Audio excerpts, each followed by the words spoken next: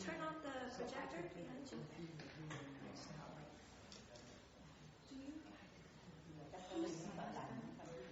Who's setting up the system?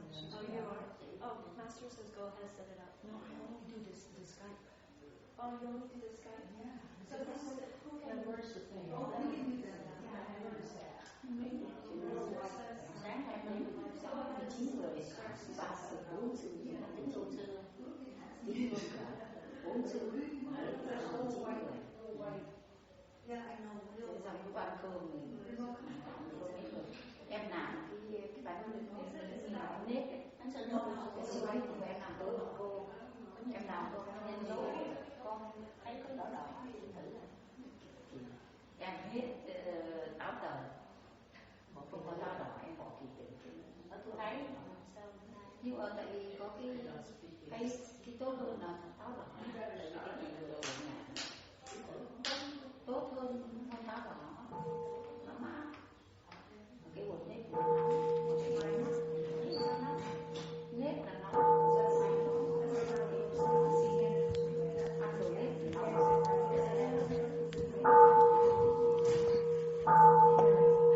Yeah, can you find it? Yeah, it's in that drawer, black drawer.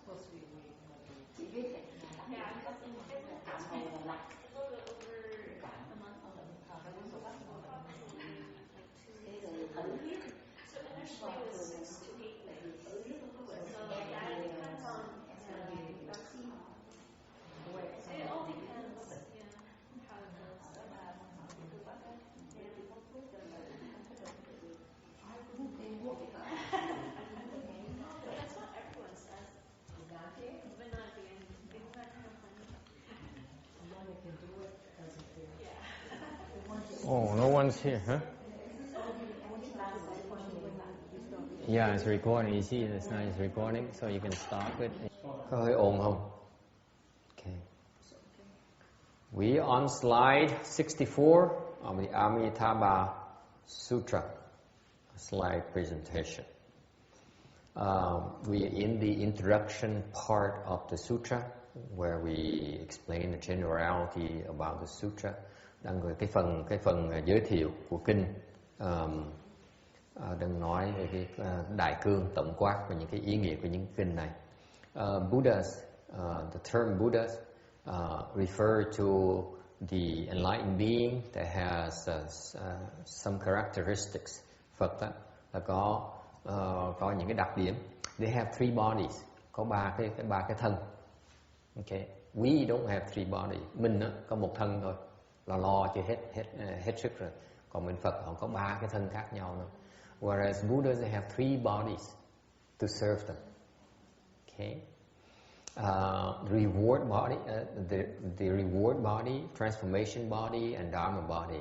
3 cái thân Phật là nào? Báo thân, pháp thân và hóa thân. Transformation body is what they use to teach human beings, teach us. Hóa thân là cái mà Phật dùng chẳng hạn để mà giáo hóa chúng mình. Ngài Thích Ca Mâu Ni là một Phật hóa thân. For example, Shakyamuni Buddha is a transformation Buddha. Okay. Dharma body, pháp thân. The Dharma body is basically the entire Dharma realm. Pháp thân của Phật là tất cả pháp giới. Okay. The reward body, báo thân, là is basically the body that the Buddha uses to teach bodhisattvas. Cái báo thân là cái thân mà Phật phải dùng đặc biệt để dạy cho Bồ Tát. The reason being that if the Buddha were to use the transformation body to teach bodhisattvas, they would not be impressed. Vì thật là mấy Bồ Tát cũng có chấp trước của Bồ Tát. Phật mà chỉ dùng cái hóa thân mà để giáo hóa Phật và Bồ Tát ấy, thì khó khăn lắm. Thành ra Phật phải dùng cái báo thân mới dạy Bồ Tát được. Alright, any questions? Now those are the 3 bodies. Phật có 3 thân. Okay. Yeah. 4 wisdom, 4 cái loại huệ. Buddhas are endowed with the 4 kinds of wisdom that are really, really wonderful.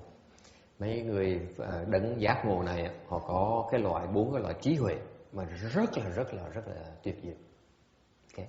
The first kind is called Great Perfect Mirror Wisdom. Thứ nhất gọi là đại viên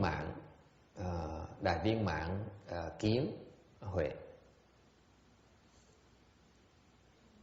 Okay. What does it mean? What kind is this is wisdom? There's also something called wonderful observing wisdom, wisdom of accomplishing what needs to be done, and number 4, equality, wisdom of equality. Cũng có cái huệ của cái diệu quan sát huệ, cái huệ mà để thành tựu trấn sủa thành sở tác huệ. Cái huệ để mà là việc mình làm nó có cái huệ để mình làm mình thành công được cái việc làm, tất cả việc làm của mình. Cuối cùng cái huệ gọi là cái huệ bình đẳng, hoàn toàn không có phân biệt. Okay, so the great perfect mirror wisdom is what? Cái đài viên mãn kính huệ là gì? Basically, it's the kind of wisdom that is enables the Buddha to reflect. Okay, he does not no longer use the conscious mind. Huệ này là sao? Huệ này là cái cảnh giới của Phật. Mà ngài chỉ giống như cái gương vậy đó. It's like a mirror. The mirror, whenever the object manifests in front of the mirror, then it has an image in the mirror. When the object or the person moves away, then the mirror becomes empty again. It has nothing in the mirror. Cái kính nó đặc biệt, cái kính là sao? Đặc sắc của kính ở chỗ đấy, kính á mà nó kính là nó trống. Chỉ khi nào có cái vật, có người nào mà đứng trước cái kính á, thì kính mới phản chiếu cái hình của người đó trong cái kính thôi. Thì khi cái vật đó mà bị dời đi chỗ khác á, thì cái kính nó trống lại. Đó là cái vậy. It's a state of wisdom right there.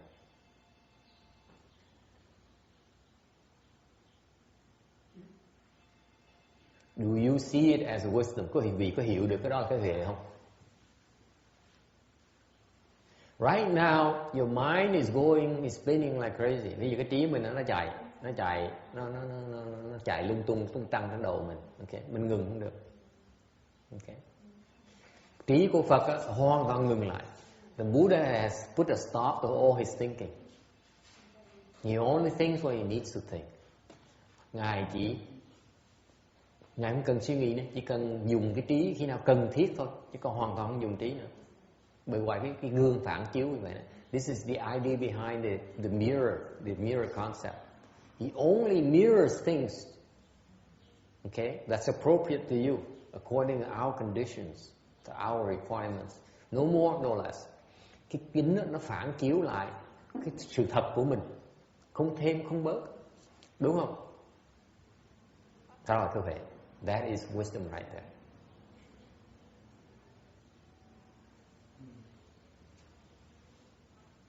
Okay, wonderful state, rất là tuyệt vời. Wonderful observing wisdom. Cái huệ mà có thể gọi là cái diệu quan sát huệ. Nghĩa là sao? Right now, hiện bây giờ, when you use your senses, hiện bây giờ mà khi cái vị mà nhìn ở ngoài, thì dùng cái ngũ quan của mình. We use our five senses, okay, để quan sát cái thế giới ở ngoài. We use our five senses, our five sense organs to look outside. Those sense organs are at best inaccurate. Cái ngũ quan mình, cái giác quan của mình, khoa học gia đã chứng minh rằng cái ngũ quan của mình nó không được chính xác lắm. Okay. Cái mình thấy đó, what we see out there through our five senses is really not that precise. That's not that accurate. Cái mình thấy được với cái giác quan của mình đó, okay, nó không được chính xác lắm. Okay. And on top of it, once you get the data from outside in, we distort it. Our mind then further distorts it. Hơn nữa, khi mình nhận được cái tài liệu từ ngoài đem vào trong mình người nữa, cái trí mình nó bắt đầu nó xuyên tạc, bắt đầu nó méo mó. Okay. So in the end result is that our perceptions are misleading. Cái mình thấy được nó không được chính xác. Okay. For example, I need to wear glasses. Chẳng hạn tôi phải cần mang kính. That's a proof to you that my sense organs are not functioning right. Okay. Cái kính này is just the same thing. Same if I wear these glasses, that means that my vision is actually slightly distorted, isn't it? No matter how good my glasses are, okay, the best glasses, the best contact lenses, do create some kind of optical distortion, right? And that's my condition. That's exactly a human condition, by the way. Quý vị có biết không? Khi mang kính, thì cái kính mà khi mình nhìn qua cái cặp kính này thì cái mình thấy được nó bị méo mó một tí rồi, phải không? Kéo ra một tí, thấp xuống một tí, cái hình nó nhỏ hơn một tí, khích lên một cái hình nó to hơn tí xíu, mình nó bị méo mó. Rồi hơn nữa thì cho mình thấy rằng cái giác quan của con người mình cái nhìn mình thấy được cái mình thọ nhận mà được nó bị xuyên tạc, nó bị lủng củng nhiều lắm. Okay. Đó sự thật của cuộc đời mình. Okay. Những người chúng mình phải mang kính mình phải chấp nhận chuyện đó, đúng không? Mở kính ra thì mắt mù cũng thấy được, mà mang vào thì tháo kính ra thì nó lè nhè không thấy được. Mà mang kính vào thì cái hình nó bị méo mó. Bây giờ khích cái gì mình nhìn ra ngoài cuộc đời mình đã chịu như vậy rồi, chạy cái đó không được. So the human condition such that personally, if I remove my glasses, I see everything is a blur. I cannot tell, distinguish clearly. But when I put my glasses on, what I perceive is really distorted. So my visual perception is inaccurate already. Ngay cái cá nhân tôi cái mình nhìn ở ngoài là mình thấy là trật rồi. Okay? That's my condition. Cái đó là cái trạng thái của con người tôi như vậy. So cuộc đời mình như vậy, cuộc đời con người mình như vậy, cái giác quan của mình nó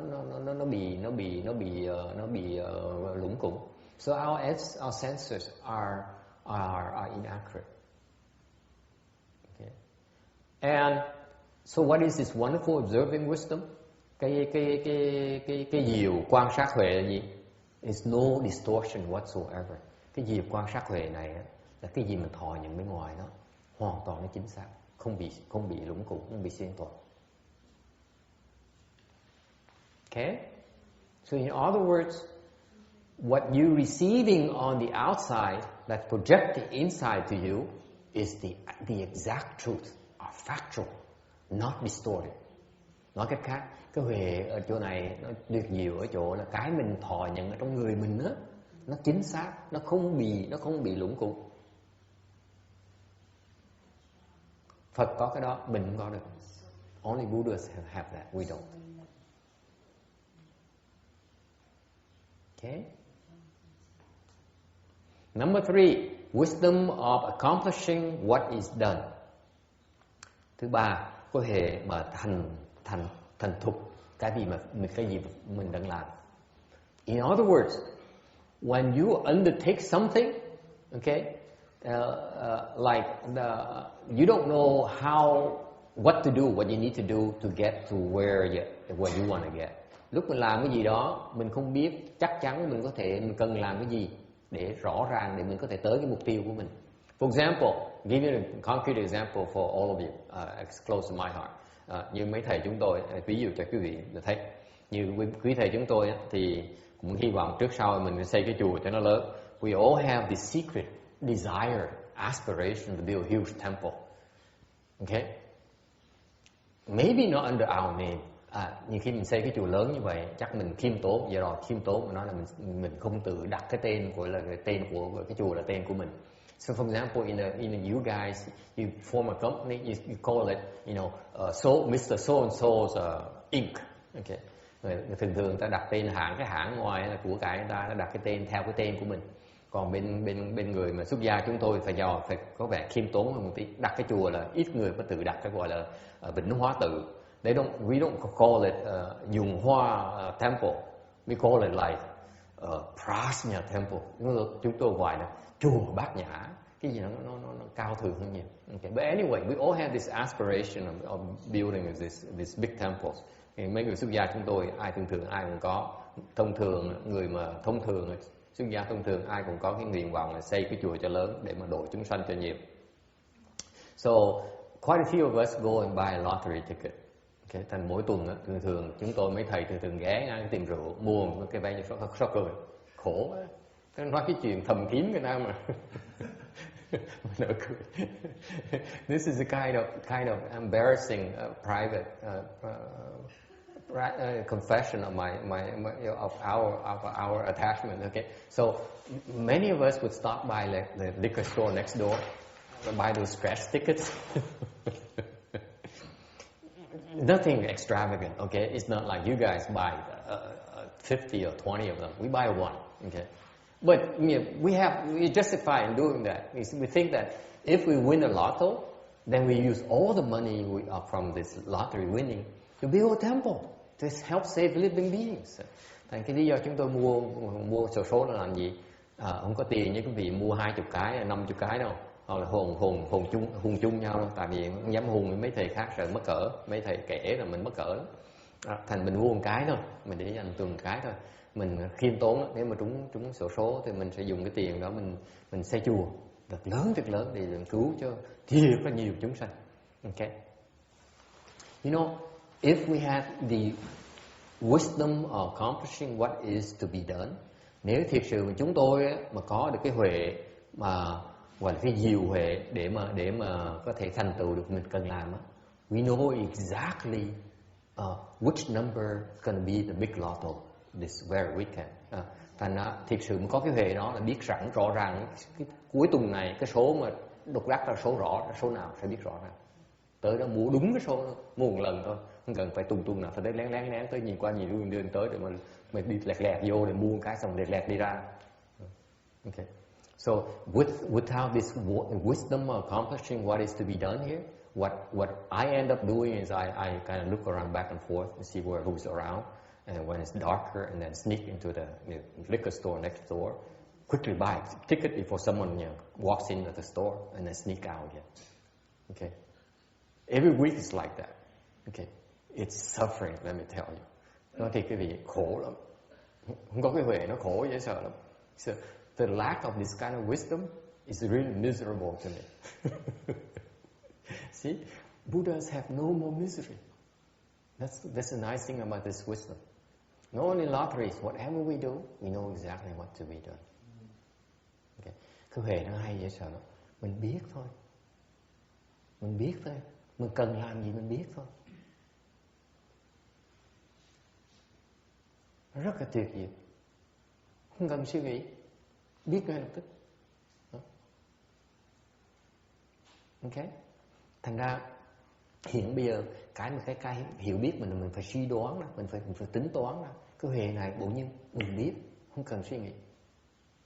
So this wisdom here is wonderful. You just know, John. There's no need to deduce it. No need to sit there and say, "See, I'm the smart one. I think I can figure it out. Give me a few minutes to think about it." Okay? No. This wisdom here, you know exactly what the answer is. You know, you go, you take a test, A, C, D, E, F, G, and you walk out within a few minutes. No need to learn. Không cần học gì hết. Hay lắm. Quý vị mới còn đi học cái cậu trẻ sao? Cậu trẻ, mấy người còn trẻ còn đi học đó. Tới là bài thi đó, A, B, C, D đó. Mình vào một cái nhắm mắt là A, B, C, D, E, xong đứng dậy đi đâu. Không cần học, không cần gì nữa. Biết ngay lập tức. Có thể nó tuyệt vời như vậy. Okay. Or you get up in the morning and you realize today you should not go to the office because the boss is in a bad mood.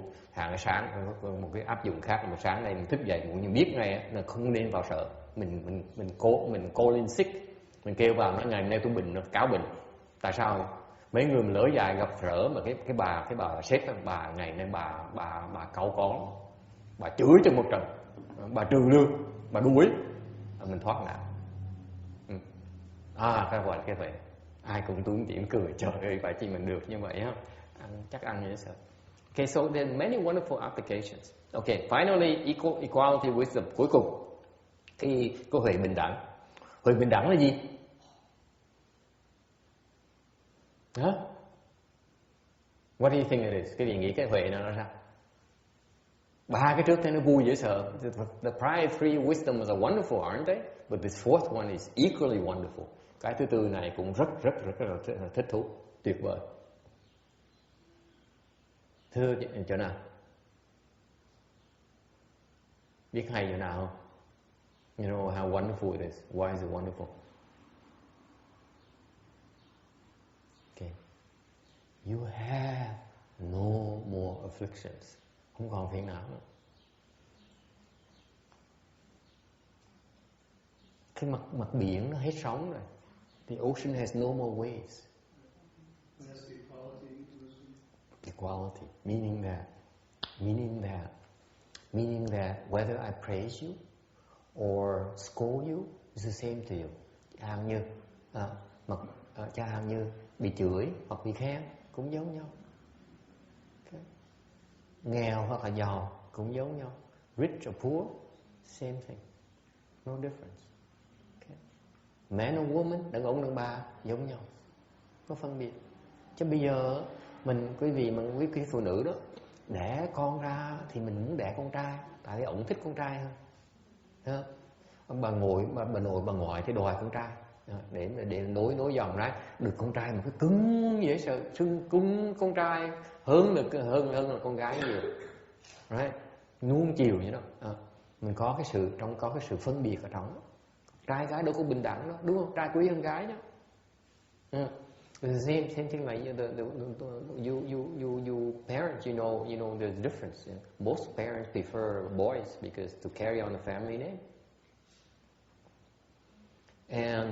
And so because of the discrimination,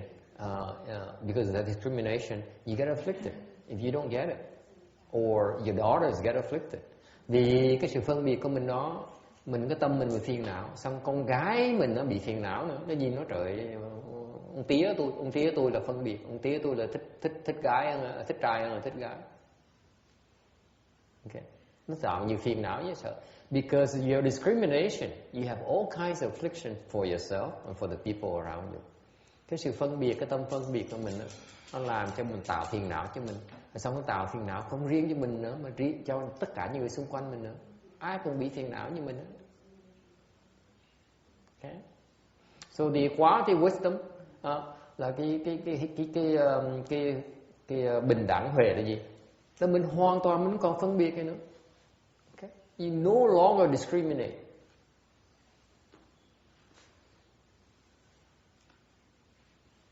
Okay? So you always happy. Nói cách khác, lúc nào mình cũng sung sướng hết, lúc nào mình cũng hoan lạc. Nếu quý vị không có cái sự phân biệt, cái tâm phân biệt đó thì sẽ biết cái hỷ của cái vô phân biệt. In other words, if you get rid of all your discriminations, I assure you, you experience a blissful state of non-discrimination. It is so wonderful. That's contrary to what John has been trained to do in his entire life. Người thông thường, ta nói qua học, ta học cái khói học vấn, có học thức để biết cái thâm phân biệt, biết rõ cái nào trắng, cái nào đen, cái nào hơn, cái nào thiệt. You go to school and get training so that you discriminate between what's right and wrong, between what's beneficial and what's disadvantageous, what's profitable, what is not a good investment. Okay, that's what the typical training is about. Education is about. Giáo dục về nền giáo dục của con người là người mình như vậy.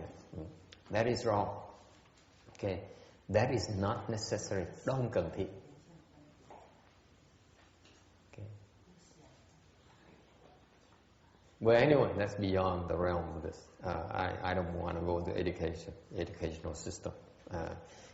Tôi muốn đi sâu vào cái chuyện giáo dục, tại vì giáo dục nó có nhiều cái phức tạp lắm. Nhưng điều đại khai nói là cái mà mình huấn luyện cho cái tâm mình phân biệt đó có nhiều cái tai hại mà quý vị không biết.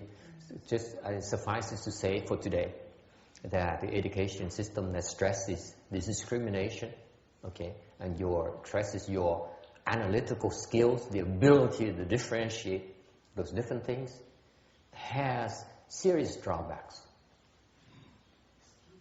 What kind of drawbacks? Makes your life miserable. Cái nền giáo dục đó có nhiều cái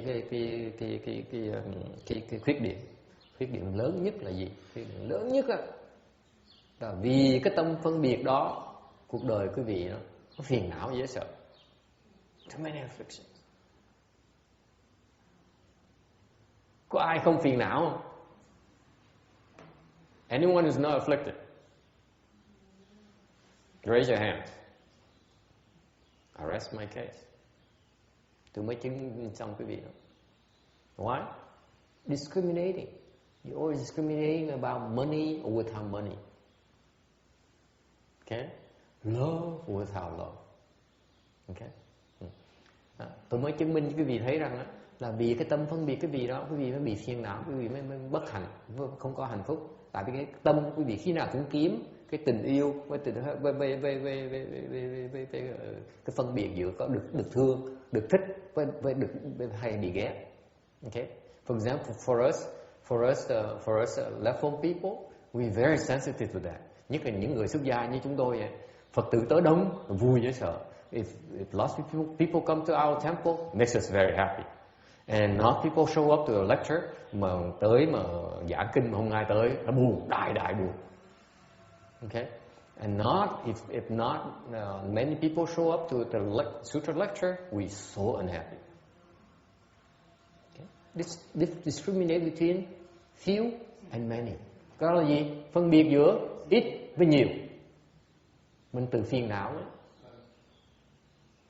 Okay. All right. Any questions? Ai thắc mắc gì không? Number 3, spiritual penetration. Okay. Có mấy thần thông. This is why people cultivate. Isn't that right? Okay. Đây là một lý do rất quan trọng tại sao người ta tu hành. If you ask the externalists, this is why they cultivate. Quý vị hỏi những người ngoài đạo thì cái đây là lý do chính đáng, quan trọng nhất mà tại sao người ta tu, để có thần thông. Okay, to have spiritual powers. What are they? Thần thông là gì? Heavenly eye, thiên nhãn, Heavenly ear, thiên nhĩ. Knowledge others taught, tha tâm thông. Knowledge of past lives, okay. Biết cái gọi là túc mạng thông, biết cái đời trước mình nó sao. Trước mình con chó là con mèo. So prior life, whether you're a dog or a cat, knows right away. Okay. Number 6, extinction of outflows, lộ thần thông. Lộ thần thông không còn phiền não nữa. Okay. What's heavenly eye? Thiên nhãn là sao? Heavenly eyes. Here, we hear in the human realm, with heavenly eye, you can see up in the heavens. Hiện bây giờ mình ở trong loài người như vậy, nếu quý vị mở được cái thiên nhãn, thì có thể nhìn thấy được cái cảnh giới của trên tiên. For example, you'll be able to see where what Master Lucian is doing right now. Chẳng hạn như sư cô Hằng Lượng đó, mà thắc mắc thầy Hằng Hiển đang làm gì ở trên cõi thiên ma đó, mở cái mắt này ra một cái, nhìn một cái thấy ông đang làm gì. Ông này suốt ngày vui chơi sung sướng dễ sợ. Okay? Or you can see down the hells. Hoặc mình có thể xuống thấp hơn, mình khiêm tốn, mình nhìn xuống địa ngục. You can see that your colleague nun there who passed away recently, what she's doing down there. Hoặc là thấy cái sư cô mà chủ chùa mà mới qua đời vừa rồi đó, không biết cô đang làm gì ở dưới địa ngục á. Okay, you can see. Okay. This is not joking matter text, because when you see that, you see the results of your action. You see there's an afterlife, and you see it opens your wisdom, and you begin to understand that what you do right now matters afterwards. Mấy cái thiên nhãn này nó quan trọng, tại vì mình mở được, mình thấy được cái sự thật, mình thấy được cái kết quả của những cái nghiệp mình tạo ra. Mình tạo nghiệp tốt, mình thành lên trời, tạo nghiệp tầm bậy, mình rớt xuống địa ngục. Mình mới tự sửa đổi được. Mình mới có được có cái lý do để mà đổi. Còn mình không thấy được, mình cứ nghĩ rằng là mình làm bậy đâu sao đâu, ai mà biết mà. So if you don't know, you don't have the heavenly eye, you know these things, then you can go ahead and go on your merry way and create offenses, thinking that it doesn't matter, no one knows. If you get away with it, it's okay, right? If you create offenses, you have to pay the consequences. Yes, question. Well, this is something that we can do in this life without being a Buddha, isn't it? Absolutely. Yeah. Không phải mình thành Phật mới có thiên nhãn đâu. What happens is all these spiritual penetrations, the different degrees, different gradations. Những cái thần thông này từng có những cái trình độ khác nhau. Okay. For example, the Buddha is by far the most powerful. Thần thông của Phật là vô song. Okay. Whereas our spiritual powers, it's much less powerful. Okay. You can see, for example, the Buddha can see his heavenly eye. He can see all the heavens in a Dharma realm. Ví dụ, cái thần thông mình thua thần thông của Phật xa lắm. Ví dụ như cái thiên nhãn của Phật có thể thấy hết tất cả những cái cõi trời của tất cả trong cái vũ trụ này, cái pháp giới này, thấy hết được hết. Whereas, for example, ours, when the first time you open it, chẳng như chúng mình mở thiên nhãn của mình, we only see at best the desire heavens. Mình có thể thấy được cái cõi trời trong dục giới này thôi. And as you increase, you see the form realm and the formless realm, and maybe go to the next Buddha land. Rồi mình có thể nếu tiếp tục tu mình thấy được cái cõi trời mà trong cái cõi sắc giới nó ra sao, xong thấy được cõi trời trong vô sắc giới ra sao, xong nếu mình tiếp tục tu tiếp cũng như mình thấy được cái cõi trời trong cái Phật độ khác. Thành cái trình độ càng ngày nó càng tăng ra. Người A La Hán, for example, an Arhat could probably see 100 worlds. Và những người ngài A La Hán có thể cái thiên nhãn ngài có thể được 100 cái quốc độ nữa. Okay? So it varies from people to people. Tùy người, tùy cái khả năng của mỗi người. Okay. Heavenly ear, thiên nhĩ. Okay. Heavenly eye can see, but it cannot listen. The ear you can hear what they're talking about. Okay. Thì cái thiên nhĩ, cái thiên nhãn là chỉ thấy được thôi. Thiên nhĩ mà nó nghe được cái âm thanh, nghe được mấy ông tiên nói chuyện gì với nhau. You can hear what the gods and goddesses are saying to each other. In particular, what might be of interest to some of us, you are able to hear heavenly music. Okay. Chẳng hạn như cái thiên nhĩ mình nghe được mấy người mấy trời với tiên nó nói chuyện gì với nhau, ta cười khúc khích. Tại sao ta cười khúc khích vậy? Mình biết được. Cái chuyện quan trọng nữa là có thể nghe được cái âm nhạc của trời, because the heavenly music is really heavenly. It's much better than our music. Tại vì cái nhạc của bên cõi trời nó hay hơn của nhạc ở đây nhiều. I will tell you this. Many of these masterpieces are probably derivatives from heavenly music. You remember that these composers like Beethoven, Bach, and so on, they sit down and they start writing out the music, like as if they hear from somewhere. Okay? In some cases, it probably comes from the heavenly ear. They don't even realize it. Just a sound comes and just write down the notes, right? That's another application, heavenly ear. If you open your heavenly ear, okay, then you turn it on and you compose music, and you be writing the #1 hit song after hit songs, and you make a fortune, and you buy me a temple. How's that? That's the. I'm serious. If I get to it, I'll do it. Để chẳng hạn như cái nếu có thiên nhĩ này thì mình ngồi đây, chẳng hạn như mình ngồi đây, mình nghe được cái thiên nhạc trên trời, xong mình biên xuống làm sáng tác nhạc của mình. Chẳng hạn từ xưa có mấy cái nhạc sĩ mà ta biên rất nổi tiếng, Beethoven, Bach này nọ, họ sáng tác nhạc mà rất tuyệt vời, nhạc hay quá. Hỏi là họ cảm hứng từ đâu tới, họ nói bỗng nhiên họ ngồi đó bỗng nhiên biên nhạc xuống, bắt đầu biên nhạc thôi, giống như nghe từ đâu tới. Thì tôi nghĩ nếu như cái ông này, ông học trò của mình đây, ông này ông nhạc sởi, mà ông mở được cái thiên nhĩ á, ông nghe nhạc trên kia xong biên xuống thì mấy bài nhạc ông đều #1 hit song hết. Là ông làm nhiều tiền đó. Tôi nói chừng nào ông mở cái đó thì ông nhớ để dành tiền mua cái chùa cho mình. All we ask for is a bigger temple. Nothing extravagant. No Mercedes, just a huge temple. Ông nói thầy đừng có lo, tôi mở thiên nhĩ, tôi sẽ cho thầy cái chùa. Okay. Knowledge of others' thoughts. Now it gets a little bit delicate here. Tha tâm thân. Cái này là cái đại thiền. Okay. Ngài Tiến Hóa, Ngài nói rằng, my teacher, Master Hsuan Hua says, if you have this knowledge of others' thoughts, don't ever let it out. Nếu quý vị có được tha tâm thông, mở được tha tâm thông này, đừng cho ai biết hết.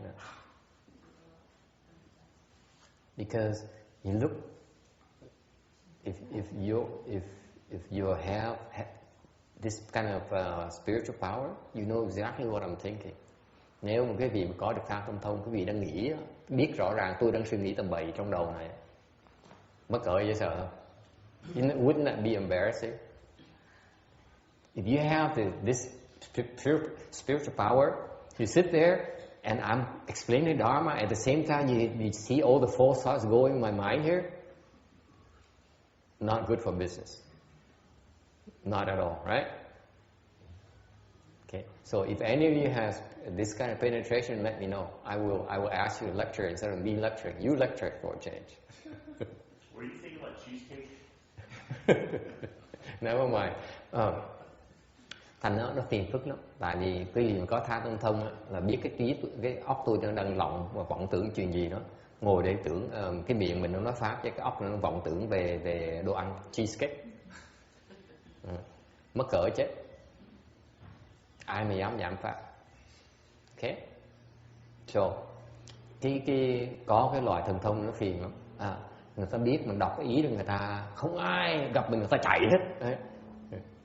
Tôi nhớ con hồi vừa làm CJ, cái ông phương trưởng của chùa lớn kia, ông muốn biết ta đồn sao, ông nói là tôi đọc ý được ra, cái cười anh em tôi, ông viên giác của tôi đi bộ xuống, đi bộ trong chùa đi bộ, ông kia ông phương trưởng đi thấy sao, ông né ông đi xa. I remember for some reason people thought I had this penetration of others' thoughts when I was a Shami. So I was with my elder Dharma brother, Venerable Vinya, walking down the temple, and the abbot was walking down the other way, like at the gate. He looked and got sight of us. As soon as he saw us, he changed direction right away. ông bẻ quẹo qua đường khác ngay lập tức.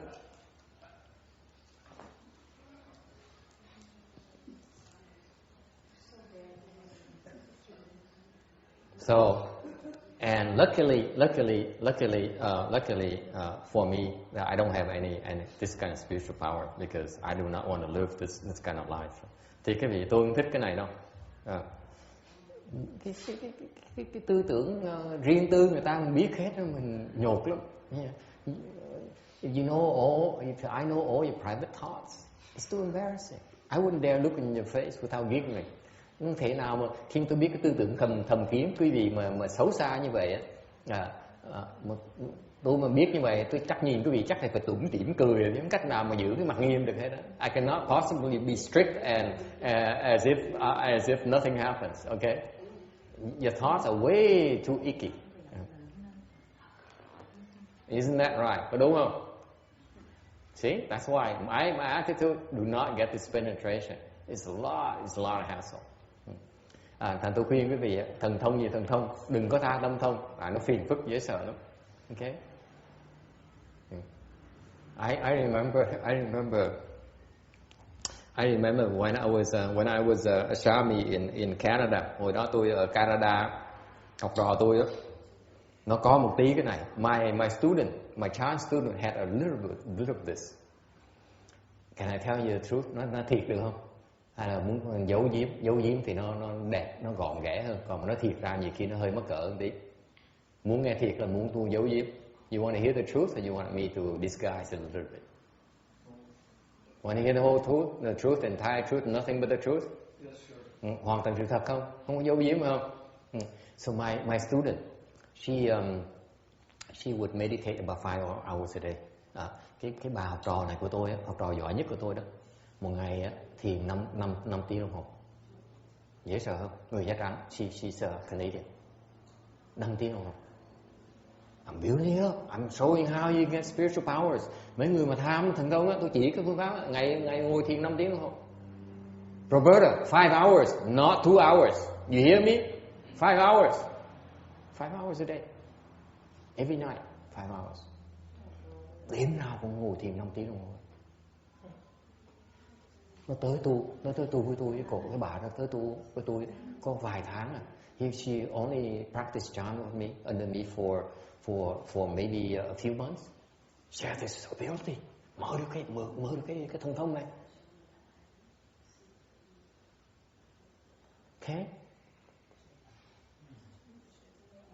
And back then I was a monk who doing all the ceremonies. Hồi đó là trong chùa ông tỳ kheo đó, mình là sa di, mà cái chuyện gì ông sai á. So I was doing everything, meaning I clean the toilet, đi chùa cầu tiếu. I lock the doors. I get up in the morning, unlock the doors, and at night I lock the doors. Buổi sáng dậy sớm mở cửa ra, rồi buổi tối thức trễ để mà khóa cửa lại. I vacuum the floor, hút bụi.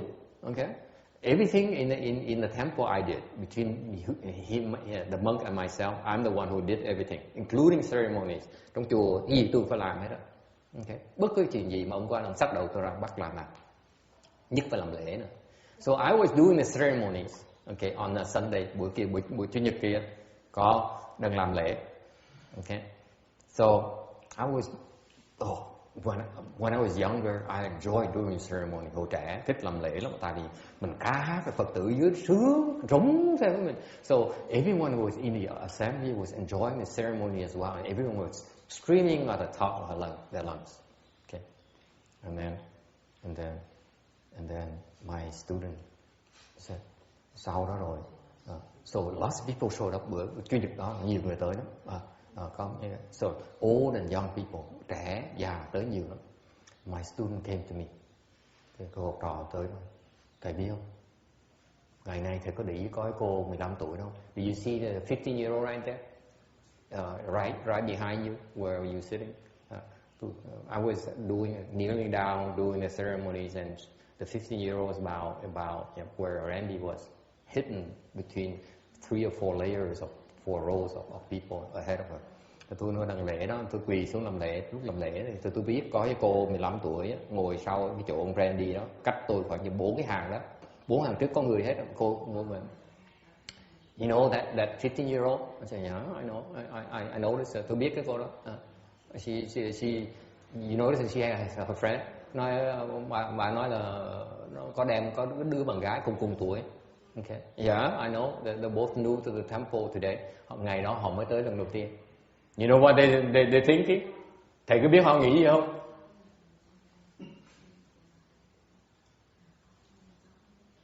I said, no. What are they thinking?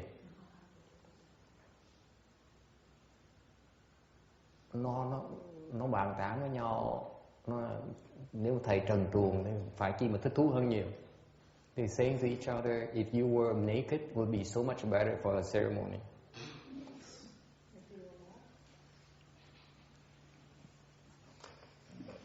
You ask the truth, okay? I'm not disguising anything. Quý vị đòi sự thật mà tôi nói thẳng ra biết. Nó phiền á, mấy cái thần thông này nó không có lợi. Nó toàn tạo phiền với người ta không à. Okay? I didn't want to hear, the girls didn't want to hear, okay? They didn't want anyone else to know about it, okay? Tôi đâu muốn biết đâu. Mấy cái cô nhỏ đâu muốn biết đâu. Tại sao cái bà nó không biết làm cái gì? What is it to her to tell me those things? So this penetration is not a good business. It's not a good thing to have. Đấy cái này phiền lắm. Đừng có thèm cái này. Okay? Trust me. Tin tôi đi. Because if you have it, you know, your son would shy away from you, your wife would shy away from you. You know, no one wants to go near you.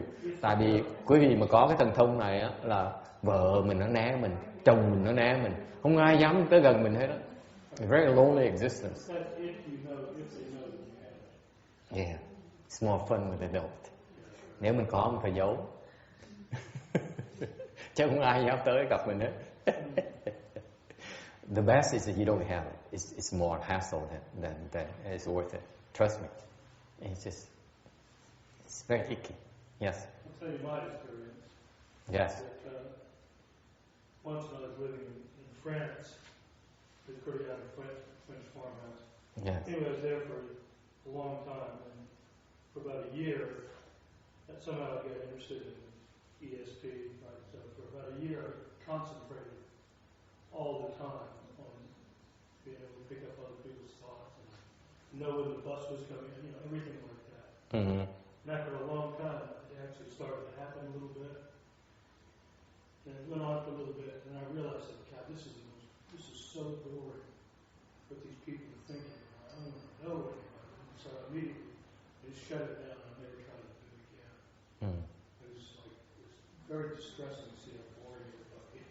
Yeah, usually the case of the spiritual powers text is that you don't want to have them until you have enough wisdom to know how to use them.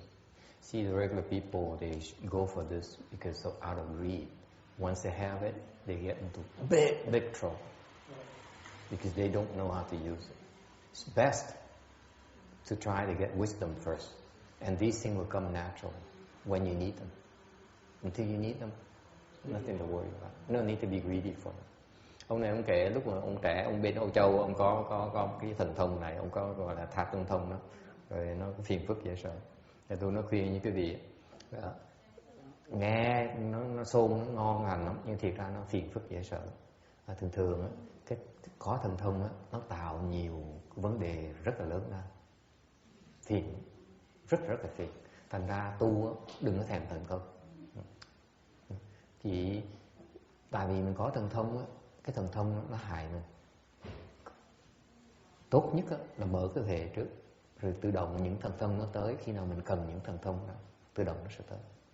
Chứ còn nếu mình chưa đủ huệ, cái thần thông nó đem cái họa tới cho mình. Thiệt sự cái họa tới cho mình. I'm telling you, if you have spiritual powers without wisdom, you bring disasters upon yourself. No two ways about it. Okay? You can't handle it. Mình đủ sự sáng suốt để dùng nó. Okay? Anyway, finally, knowledge of past lives. Phần thứ gì? Thần thông khác là gì? Là túc mạng thông. Meaning they know where you came from. Họ biết là cái đời trước mình nó sao. Okay. And prior lives as well. Rồi cái kiếp trước nữa mình ra sao. So they have a complete history of where you've been. You know, họ biết được mình kiếp trước mình ở cái cõi nào. Okay. And finally, extinction outflow. Cuối cùng, lậu tận thông. Meaning that you have absolutely no more afflictions. This is cái lậu tận thông này là hoàn toàn không có phiền não nữa. Chỉ những người A-la-hán trở lên mới có cái này. Only arhats and higher have this. Okay. By the way, spiritual powers everyone has. Thần thông ai cũng có hết đó. Không phải riêng Phật mới có, hay Bồ Tát mới có, hay là A-la-hán mới có. Everyone has it. Quỷ nó cũng có. Okay. Thần nó cũng có. Everyone has it. Okay. Including Amy if she wants to work for it. 5 hours a day, honey. Master, there's only 5 up there, not 6. Really? 1, 2, 3, 4, 5. I'm looking at all the times and up there, and it's driving me nuts. There's only 5 there. Yeah, an ear. Thoughts. Past lives. What's missing? Randy? Text, what's missing? That's right. I'm drawing a blank. I can't see. Okay. Good point. Let me look at it.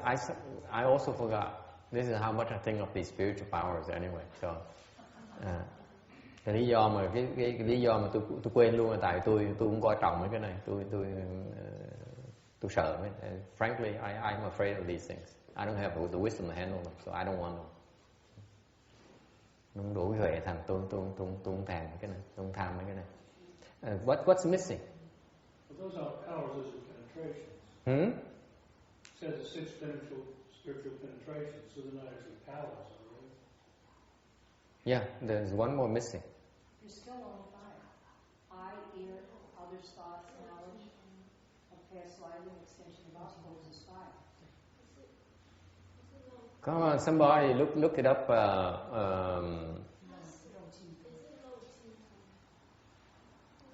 The extinction of outflows. That's Lo Jin Tong. What's missing, Ru Jin? Cái cô thấp này, mọt sách, lục thông là cái gì? Thiếu cái gì đây? Ủa nhưng quên, dễ sợ ghê. Cái này mất cỡ dễ sợ. Cái này còn mất cỡ hơn là bị người ta biết đọc ý mình nữa. This is even more embarrassing than having my thoughts being read. Let me tell you. Somehow I forgot. Yeah, that's right. Thank you. Yeah, that's it. Yeah. Thank you. Spiritual foot. Okay. Spiritual foot. Okay, travel. As you wish. There are different names for it. I'm just okay. Was that like astral body travel or something? Yeah, basically you can wherever you want to go, you go. Okay. But I heard that the Buddha's ability to do that actually they not only can go there, but they can remove items and then bring them back. Whereas the other externalists cannot bring things back. They can only go there and look and check it out. Yeah.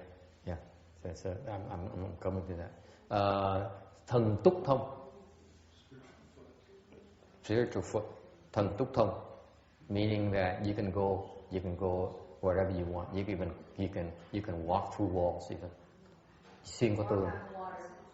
You can walk on water. You can walk through walls. You know, doors cannot stop you. You go wherever you please. Cái thần túc thông này nó vui lắm. Là tại vì muốn đi đâu cũng được thế đó. You don't need to buy a ticket. You don't need anything. Okay, you go wherever you please. But that's not with your physical body. Yeah, absolutely. You're flying around. You walk through. talk to the wall. Absolutely.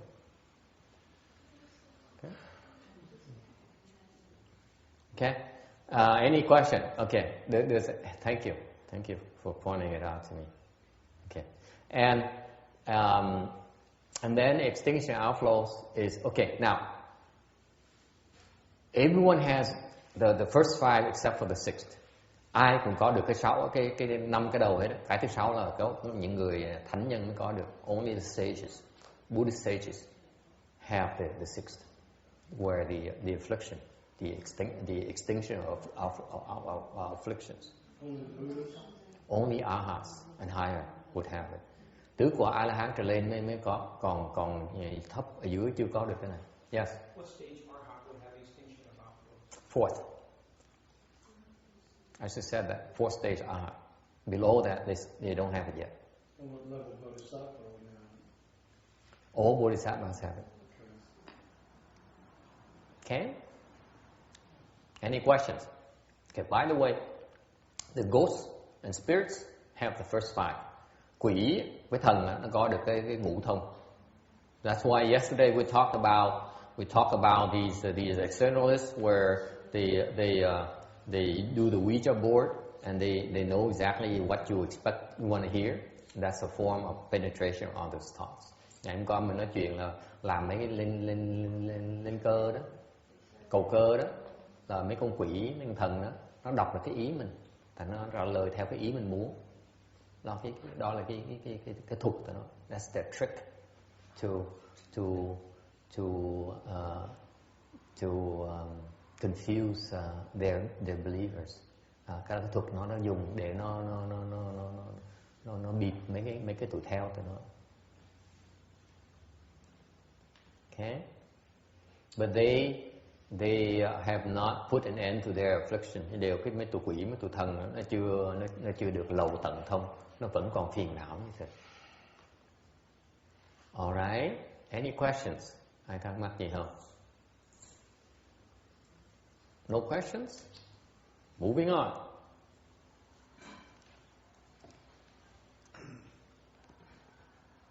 Five eyes. Thường thường thần thông có loại gọi là ngũ nhãn. There's something, a famous thing called the five eyes. Actually, there are thousands of spiritual eyes. Thực ra có 100 vạn ngàn cái loại mắt khác nhau. Okay, but the most common ones are these 5. Đều 5 cái loại nhãn này, mắt này cái loại thông thường nhất. Heavenly eye, thiên nhãn. Okay. Thiên nhãn meaning you see the heavens again, thấy được cái quả trời, quả trên trời. Okay. There's something called the flesh eye, nhục nhãn. Nhục nhãn. Okay.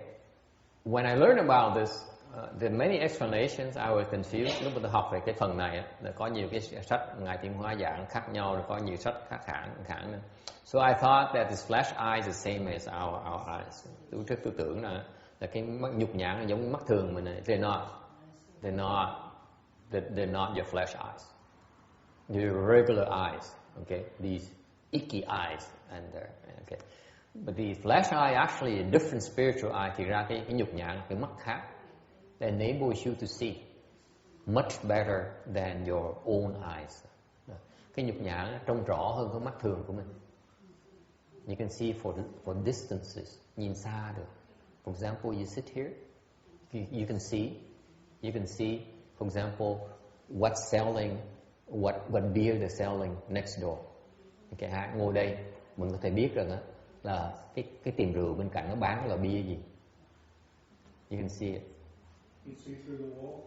You not see through the wall, but you can see actually that kind of distance. Okay, there's limited range of the flesh eye, or within a range you can see things. Beyond the range you can't. Okay, but these are solid things you can see. Whereas heavenly eyes are things that are in the yin and yang world, where it's not visible to regular eyes. Okay. The flesh eye is something that's visible to regular eye, but you can see at a distance. Cái thiên nhãn á, cái mình thấy mà cái mình thấy được những cái gì mà mắt thường mình thấy được, ngoài cái thiên nhãn. Còn cái nhục nhãn là cái gì mắt thường thấy được á, thì cái nhục nhãn nó thấy được, như nó thấy xa, cái tầm nó xa hơn, mà thấy rõ, không cần mang kiến. Cái nhục nhãn không bao giờ không bao giờ cận thị á. You never get myopic with the flash eye here. Never ever. You don't need eyeglasses for your flash eye. Okay, that's one advantage. Dharma eye, pháp nhãn, is the kind of spiritual eye that allows you to contemplate the mundane.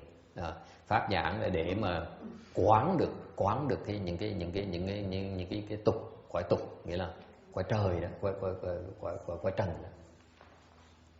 Ở ngoài cuộc đời, ở ngoài đó, you contemplate the outside. Okay. So you are not fooled by appearances. Nhìn cái tướng ngoài mà không bị lừa, không bị tối. Whereas the wisdom eye, cái huệ nhãn, understands true emptiness, hiểu được cái chân không là cái gì. Meaning that they see emptiness in everything. Họ thấy được cái thật tướng của tất cả mọi việc, mọi vật, mọi người. Là thật tướng của mọi người và vật là gì? Là không. Okay? They see it. Okay? And finally, the Buddha eye, cuối cùng, Phật nhãn, is like 1,000 suns, là sáng như 1.000 cái mặt trời vậy. What does it mean? Randy, it bothers the heck out of me what this really means.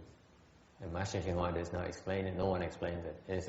It's radiate, shine like 1,000 suns. Cái phiền lắm. Đọc, nghiên cứu mấy cái này ấy, là sách nào Ngài Tiên Hóa hay là mấy người khác cũng giảng như vậy. Phật nhãn là giống như 1.000 cái mặt trời nữa. Okay. The Buddha eye is basically the wild card. It does everything. Cái Phật nhãn là giống như là cái loại cái con mắt mà tốt nhất. Bất cứ cái gì nó làm cũng được, bất cứ cái gì nó thấy cũng được. It can see everything. Everything. Did you say the wise heart? Hmm? Did you say the wise heart? The wise heart? What's a wise heart?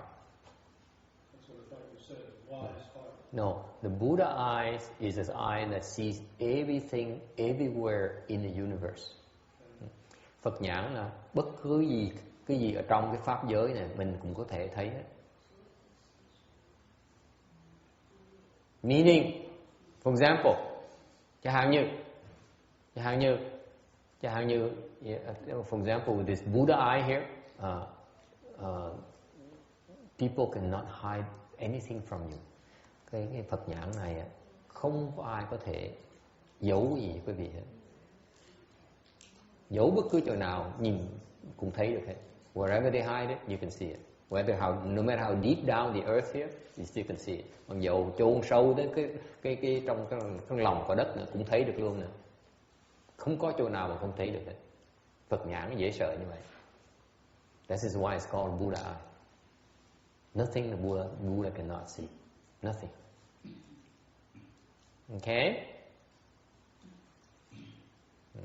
Again, there are many different types of eyes. Có nhiều cái loại nhãn mắt khác nhau. Ví dụ có loại mắt tên là gọi là cái loại mắt mà nhìn được ánh sáng của Phật. There's a particular spiritual eye where you can actually see the light that the Buddhas and Bodhisattvas emit. Okay? There are tons and there are thousands and millions of different kinds of spiritual eyes. Okay? Đủ nhiều loại đó. Okay? They're simply manifestations of your blessings and your wisdom level. Họ chỉ là cái hiện tướng của cái phước báu quý vị với là cái huệ quý vị. Any questions? Ai thắc mắc nhiều? We are 65, slide 65. Okay, 66. Yeah. Buddhas also have called enlightened people. Phật là một đấng giác ngộ. Giác ngộ là cái gì? What is enlightenment? 3 kinds. 3 cái loại giác ngộ với nhau. Okay. Something called inherent enlightenment. Căn bản giác. Okay, refers to basically refers to us. On the surface, we are confused, but actually we contain the enlightened. Our life, our nature is already enlightened. We just don't have access to it. That's all. So that's why it's called fundamental or inherent enlightenment. Okay. On the surface, we're confused, but actually we're not. Okay. Deep down, we're enlightened already. Okay. Căn bản là sao? Giác là sao? Là chúng mình đó, là mặc dầu mình có Phật tính có nghĩa là mình có sẵn, mình có đủ đầy đủ cái giác ngộ trí tuệ rồi đó, nhưng đều tại vì mình phàm phu, thành ra cái trí tuệ đó nó bị che lấp, thành ra trên mặt trên đó, bề ngoài thì mình bị tối tăm, thì ra mình xuống sâu vào trong cái bản tính mình đó, thì mình đã có sự giác ngộ sẵn ở trong rồi. Okay, we are inherently endowed with wisdom already, we just don't know how to use it. Mình có sẵn rồi, mình không biết xài thôi. That's the idea behind inherent enlightenment. Đó là căn bản giác. Okay, isn't that nice? It's kind of good news, right? You come to the temple, I keep on scolding you and say you are bad, you're doing this, you need to have to work harder, you got to be more vigorous, you're not doing it right. Cái gì tới chùa, mỗi lần cuối tuần tới chùa cứ bị tôi rầy hoài, cứ bị tôi mắng hoài. Sư cô thì bị tôi rầy, đánh chuông trật, nhịp trật. Người khác thì nói là lười quá, không chịu tu hành, quả. Còn cái này rõ ràng, cái này là tin vui cho quý vị thấy, mình có sẵn cái sự tuyệt vời trong mình rồi. The good news is that we are so endowed, we are so rich already, we are so wonderful already. You don't need to go outside, go anywhere else to look for it. Cái tin mừng ở chỗ đó, quý vị đã có cái kho báu trong người mình rồi, kho tàng của người đã có sẵn rồi. Tại tìm nó chưa ra đấy, tìm cổng chưa ra thôi. You just haven't found the key to access it yet. That's all. That's Buddhism. What Buddhism represents. Phật giáo lý bên Phật giáo là như vậy đó. Okay. Không cần ra ngoài, mình có sẵn hết rồi. We all have it already. That's why earlier when we talk about equality wisdom, we all equal. Hồi nãy mình nói về cái huệ, cái bình đẳng huệ đó, mình là bằng nhau hết. You're just the same as me. Chúng mình bằng nhau hết. On the surface, we are maybe confused. Trên về phương diện mà lý thuyết, về diện bên ngoài thì mình còn có vẻ hơi hồ đồ một tí, mơ hồ một tí. Nhưng thiệt ra mình đào sâu xuống dưới, we will dig deep. We all the same. We all the same have the Buddha nature. Mình đều có Phật huệ, Phật tính. Isn't that nice to know? Okay. Number 2, initial enlightenment. Khởi giác. Meaning that you cultivate and your wisdom begins to unfold.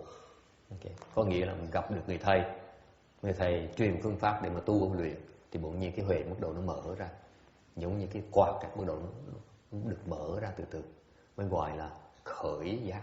So that's the initial unfolding of your wisdom. Okay. And finally, number three, ultimate enlightenment. Cuối cùng cứu cánh giác. That's the Buddha wisdom. Đó là cái huệ của Phật. Okay. Alright. Any questions? 66. Ai thắc mắc cái gì cái tấm này không?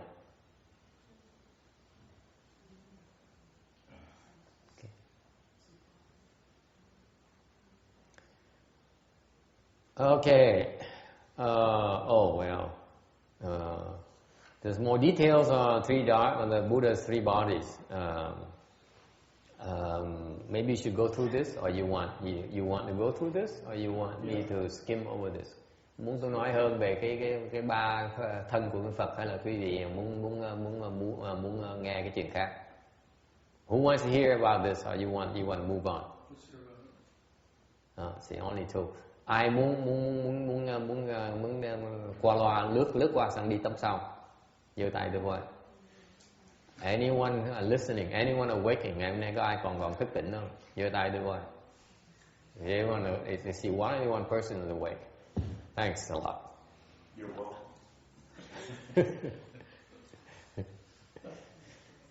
Okay, so the two votes get it. The majority gets it, I guess. 3 bodies. 3 Phật thân. Pháp thân, Dharma body. Okay. The Dharma body is the body that comes about from merging with true suchness, meaning that you realize total understanding. Cái pháp thân là cái mình có khi mình đắc được cái sự vẹn toàn của cái trí huệ, đắc được cái sự thật. When you see the entire truth, that's when you obtain the Dharma body. Thấy được cái sự thật vẹn toàn, lúc đó mình đắc được cái pháp thân. And then, what does it mean? You can see yourself. Nói cách khác, mình thấy được cái thân của mình, sự thật của mình, sự thật của vũ trụ. Alright? Questions? Ai thắc mắc gì không? Đó ý nghĩa của pháp thân. Nói cách khác, pháp thân là cái vũ trụ. In other words, Dharma body is simply the Dharma realm, the universe. This concept is important.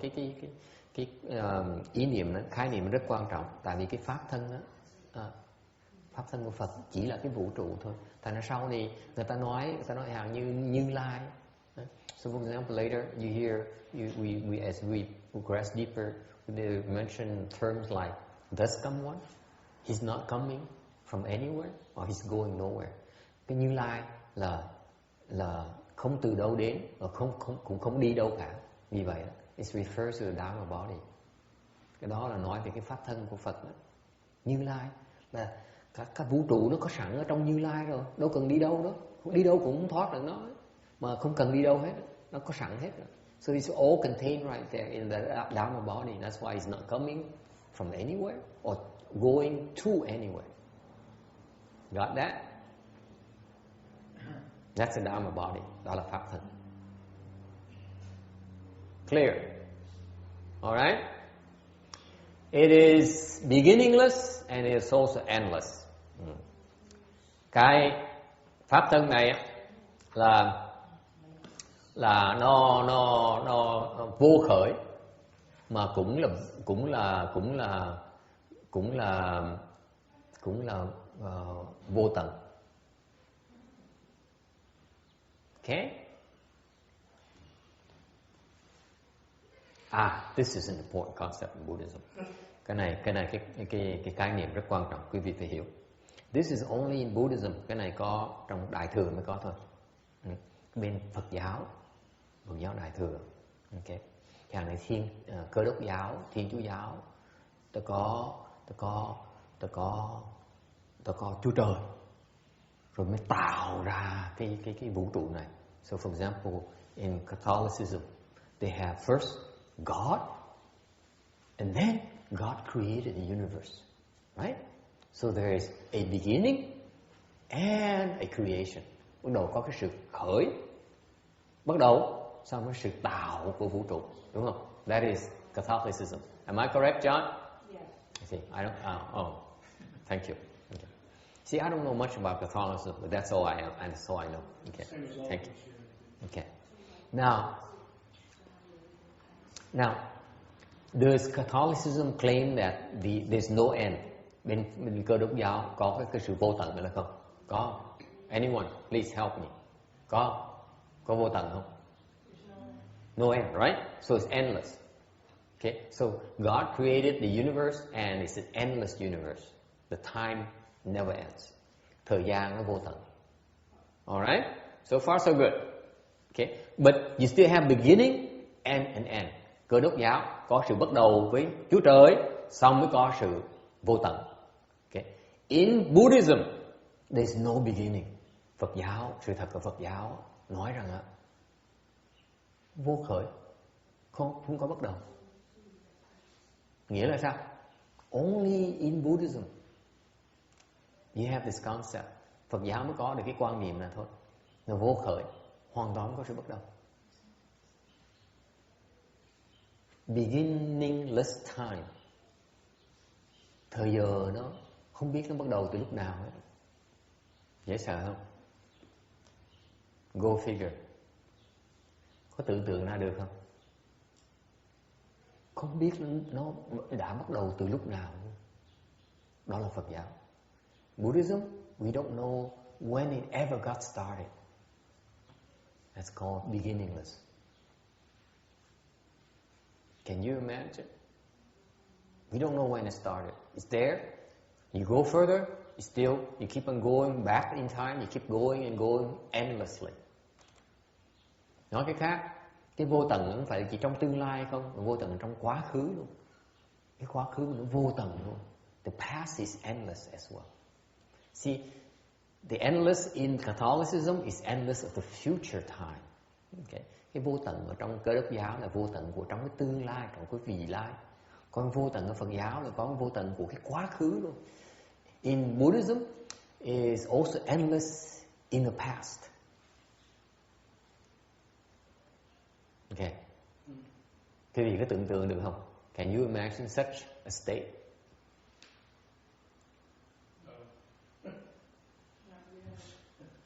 That's why the Dharma realm is infinite. Vì vậy, cái pháp giới mới là vô tận vì vậy. Cái pháp giới, cái thế giới, cái vũ trụ của bên Cơ Đốc giáo nó có cái sự hạn chế với của Đức Chúa Trời. In Catholicism, I'm not putting them down. I'm just saying it from a principle perspective, conceptually speaking, the universe as the Catholics perceive it, okay, is limited by the starting point of God, right? It has a beginning before it becomes endless. In Buddhism, the universe in Buddhism is even before that, before the appearance of God.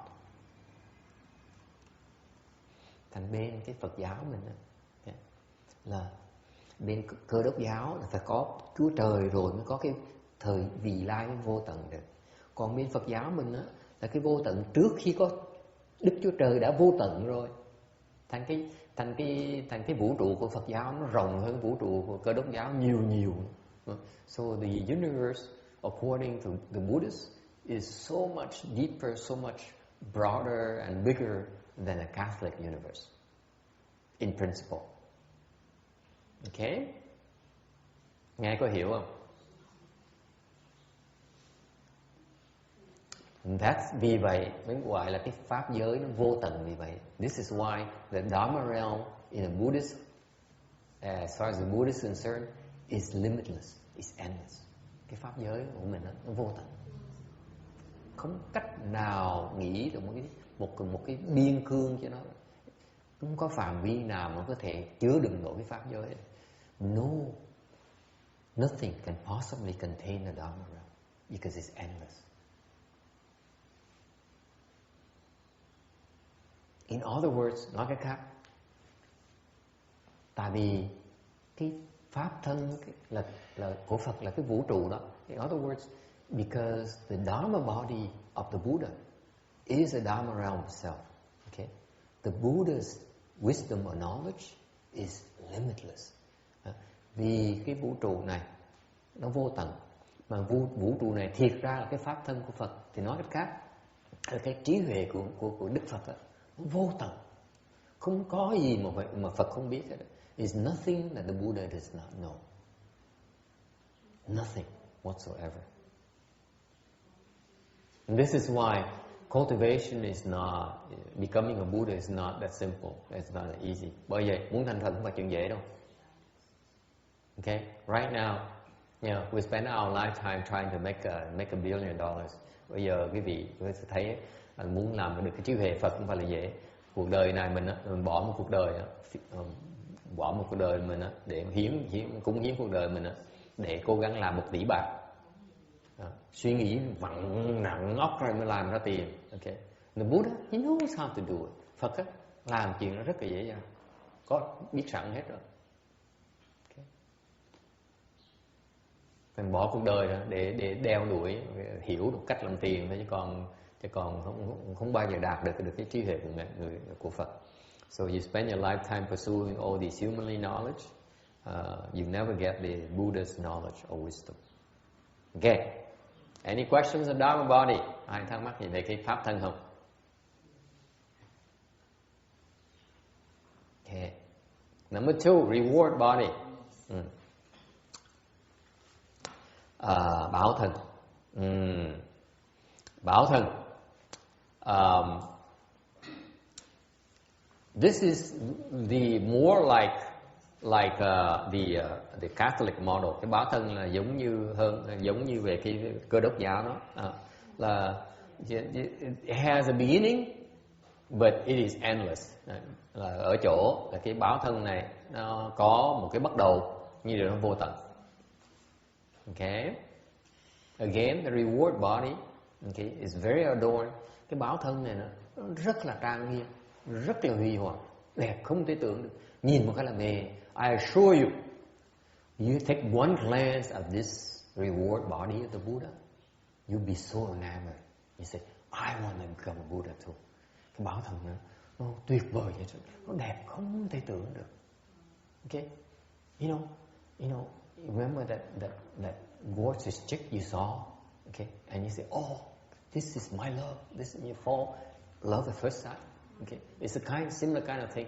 When you see the reward body of the Buddha, you can't but help but fall in love with this such beauty that you can attain through cultivation. Okay. Quý vị biết không? Cái bảo thân này nó đẹp, nó trang hoàng, nó huy hoàng, nó đẹp một cách lộng lẫy. Mình thấy một cái mà mê ngay. Mình nói là đẹp quá đi, mình phải tu để đạt được cái này. Yes. Did you, in seeing the reward body and falling in love with it, have you failed with cultivation immediately because you now have attached to it? I don't know. I never saw it, so I'm safe. Câu hỏi gặp báo thân mà một nhân mê báo thân này mà tu không phải mình phạm vào cái lỗi là mình chấp trước, mình chấp vào cái báo thân. Tôi nói tôi đâu có biết đâu. Tôi bây giờ thấy báo thân rồi xong rồi tôi không lo chuyện đó. Yes. I would say not. Why not? You failed in cultivation because you became so attached to it because you just have such great motivation to do whatever you had to do to get to that state. So it became a failure in cultivation. Cái đó là cái phương tiện thôi. Okay. Basically, it is an expedient that Buddhas use to spur Bodhisattvas on. Thì ra cái đó là cái phương tiện mà quý chư Phật á, dùng để mà thúc giục quý Bồ Tát đó, tiếp tục tu. Tại vì các ngài Bồ Tát á, sau khi tu tới một trình độ nào đó rồi, ngài bắt đầu bị kẹt. Because what happens, Bodhisattvas, they may have wisdom, but their wisdom is limited, and they get stuck in their wisdoms.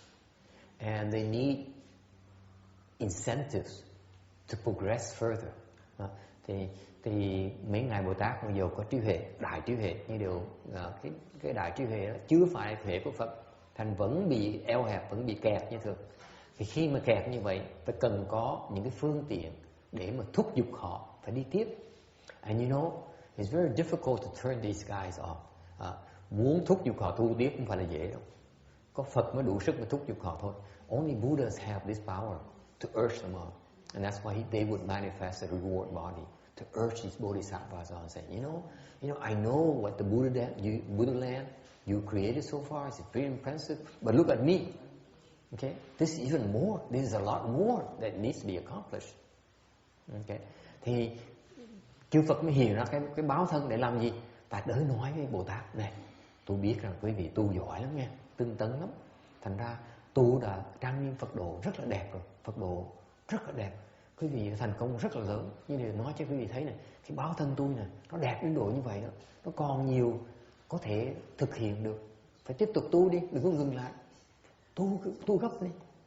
Okay. So urge, sao they urge mà. Tại vì mấy quý ngài Bồ Tát có huệ rồi.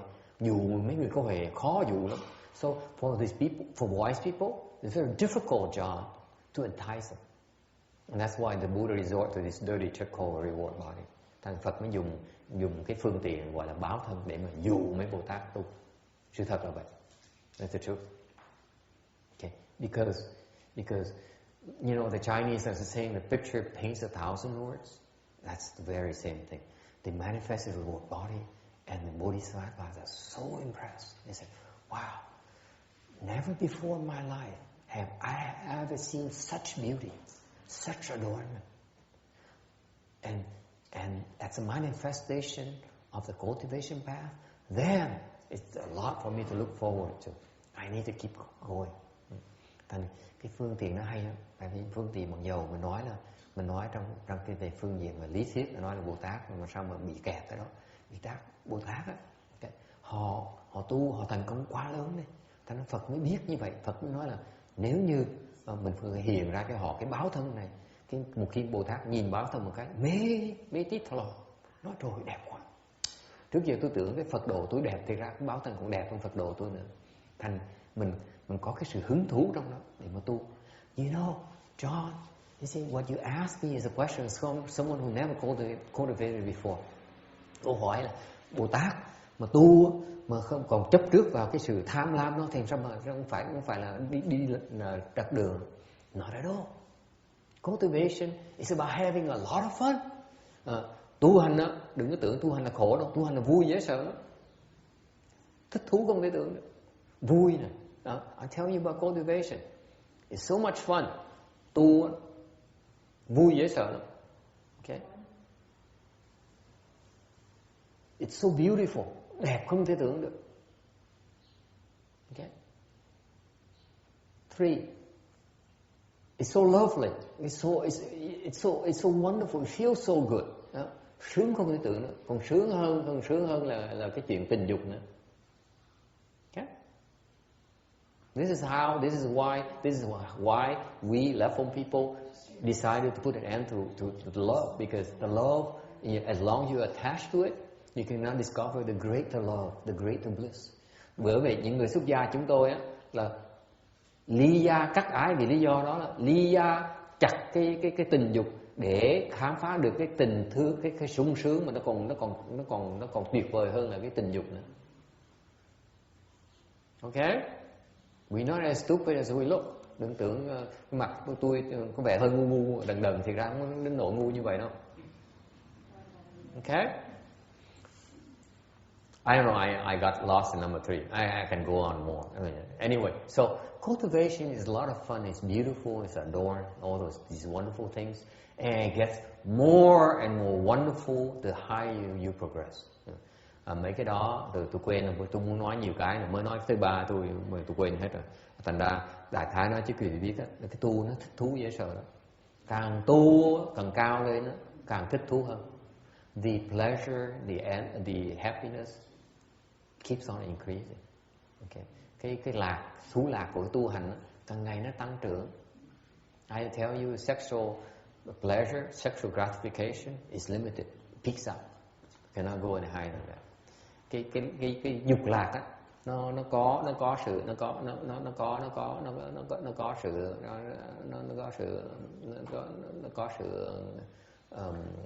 boundaries. What's boundaries?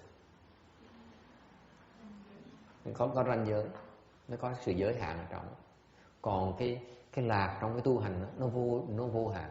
Whereas the bliss from cultivation, see, sexual bliss is limited. Okay. Whereas cultivation bliss is unlimited. Wouldn't you like to experience that? Nghe thích thú muốn tu không? Ai nghe thích thú thì muốn tu. Anyone who heard that would like to cultivate? See, I have one honest soul. 2, 3. You see? For that, you won't have to give up sex. Okay. Muốn đó phải bỏ cái tình dục. Bị lắc đầu ngay lập tức. See, few people say, no. Not me. Okay. Well, not yet. Okay, từ từ, bỏ từ từ, không phải dễ bỏ đâu. I say gradually. Okay. Huh? What are you doing here? Hey Joe. How are you, buddy? Yeah. So what happened is that the bliss from I can tell you from for a matter of fact, nói thiệt với quý vị biết, all the pleasure we experience here in our realm, những cái dục lạc mình có ở cái cõi này đó, nó sung sướng, right? I mean, nothing is better than sexual pleasure, right? Chẳng hạn như cái dục lạc á, có gì hơn dục lạc cõi này không? Okay, sung sướng thí mồ, thích thí mồ, right? It's very addictive. Let's face it. It's one of the best pleasures around. Let's face it. Okay, that's a human condition. Các cõi người mình như vậy, cái dục lạc là cái mà thích thú nhất. Okay, you go to the heavens, the sexual pleasure in the desire realm is much better. Trên cái dục lạc mà trong cái cõi không phải trời mà cõi dục giới mình đó, nó hơn mình tí xíu, hơn mình nhiều lắm. The sexual pleasure there much better. Nghe thích không? Wouldn't you like to go there? Ai nghe có thích lên cõi trời để thưởng thức cái tình dục ở trên đó không? Come on, be honest. Folks, you want me to be honest, and you yourself are not honest. Okay. Quý vị muốn tôi thành thực với quý vị mà quý vị không thành thực với tôi, sao tôi thành thực với quý vị được? Có ai nói thiệt tôi nghe, có ai muốn lên cõi trời để mà hưởng thụ cái dục lạc không? Am I the only one? Có mình tôi thôi hả? Thank you. Makes you feel better. Pleasure is a shared thing. If I by myself, it's not the same. Okay, anyway, I'm kidding. Okay, now, because that's only in desire realm. Có đó là mới cái quả dục giới thôi đó. Mình lên cái sắc giới, you go to the form realm, even the bliss, okay, is better than sexual pleasure. Trên cái sắc giới á, cái lạc, cái thiền lạc đó, nó thích thú hơn là cái dục lạc ở cõi mình. Thích thú hơn. Don't believe me, không tin tôi hả? Anyway, it keeps going up, càng ngày nó càng tăng lên, càng ngày. The higher you rise in your cultivation, the more blissful your experience will be. Càng ngày cái lạc mình nó càng tăng lên. For example, I tell you one thing, it's between us, girls. Với mình thôi nghe chưa? Not boys, okay? All the bliss we experience in the triple realm, tất cả những dục lạc trong cái tam cõi này, okay, nó đều thua cái dục lạc ở Tây phương cực lạc. They all pale in comparison to the bliss you experience in the Western Bliss Pure Land. By far. This is why it's called extreme bliss. Utmost bliss. Bởi vì nó gọi là cực lạc. Không có lạc nào hơn đấy. Thế Ngài A Di Đà Phật từ bi dễ sợ. And this is how wise Amitabha Buddha is. See, John he says, I'm not sure about the reward body thing here because it appeals to my greed. Okay, but now you heard about Western Bliss Pure Land. Don't you want to go there? Absolutely, right? I mean, that's sheer bliss.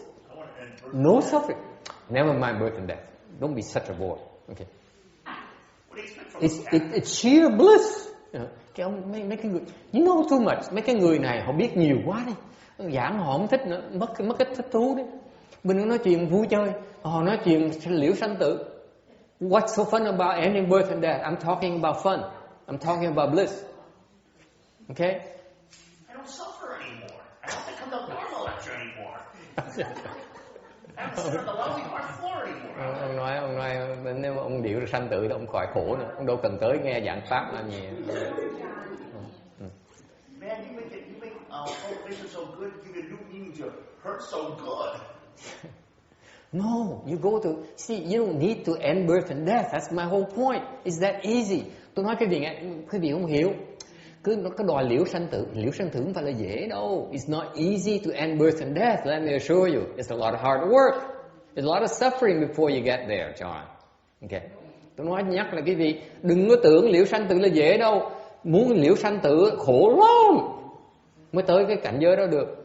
Mình đâu cần liễu sanh tử đâu. What I'm promoting to you is that there's no need to end birth and death. All we need to do is go to Western Bliss Pure Land. That's it.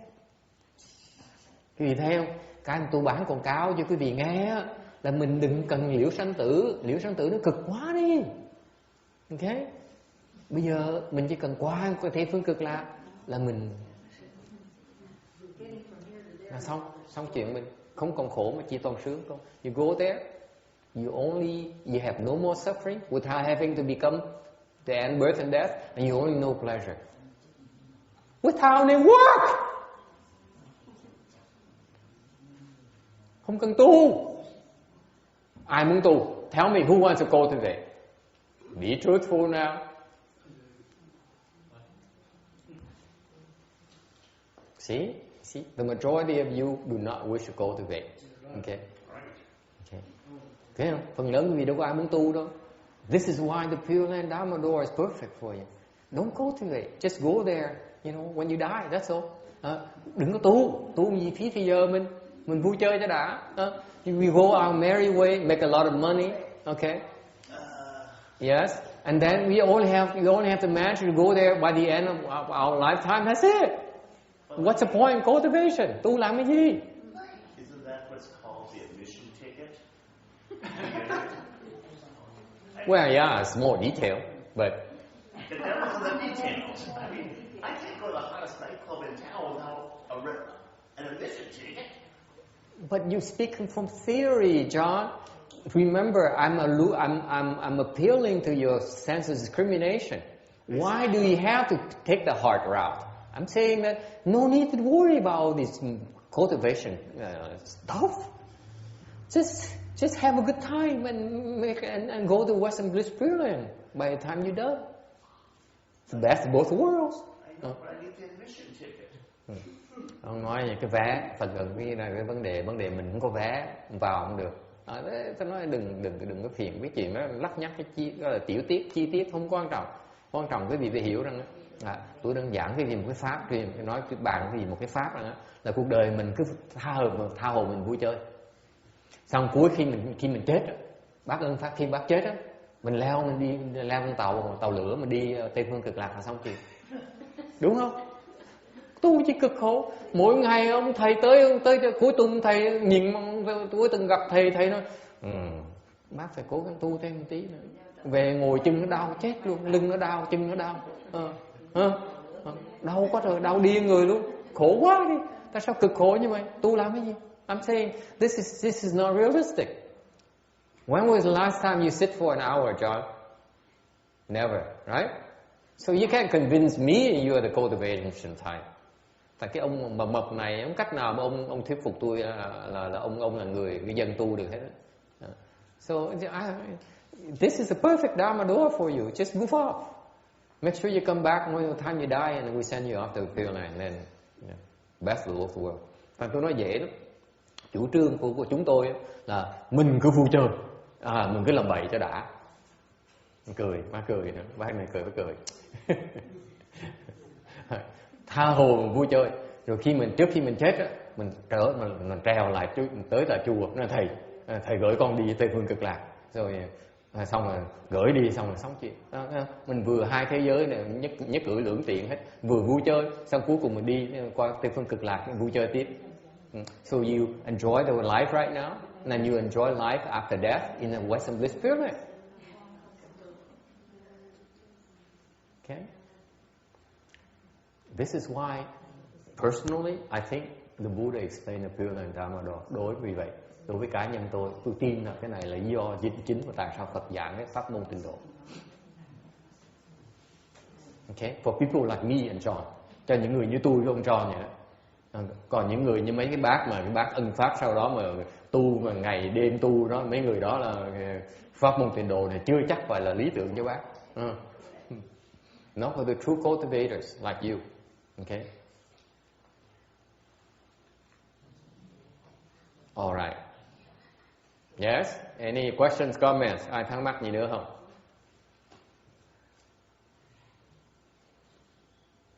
Okay, see, no problem. Unfortunately for John, he missed the last week's lecture where we sort of explained to him our Pure Land platform, how to make it. That's why the admission ticket was mentioned last week, but you weren't here, so tough luck. Cái xui ông này là tuần trước mình giảng cho ông cái phương pháp để mà leo lên tàu lửa đó, giảng cái phương pháp mà pháp môn tịnh độ của mình đó. Và tuần trước ông không tới này. Thành tuần này ông tới, ông nghe cái phần sau thì ông nói nghe ngon lành cái điều tôi chưa biết mua vé ở đâu. Tôi nói tuần trước giảng rồi mà ông tới nghe ráng chịu.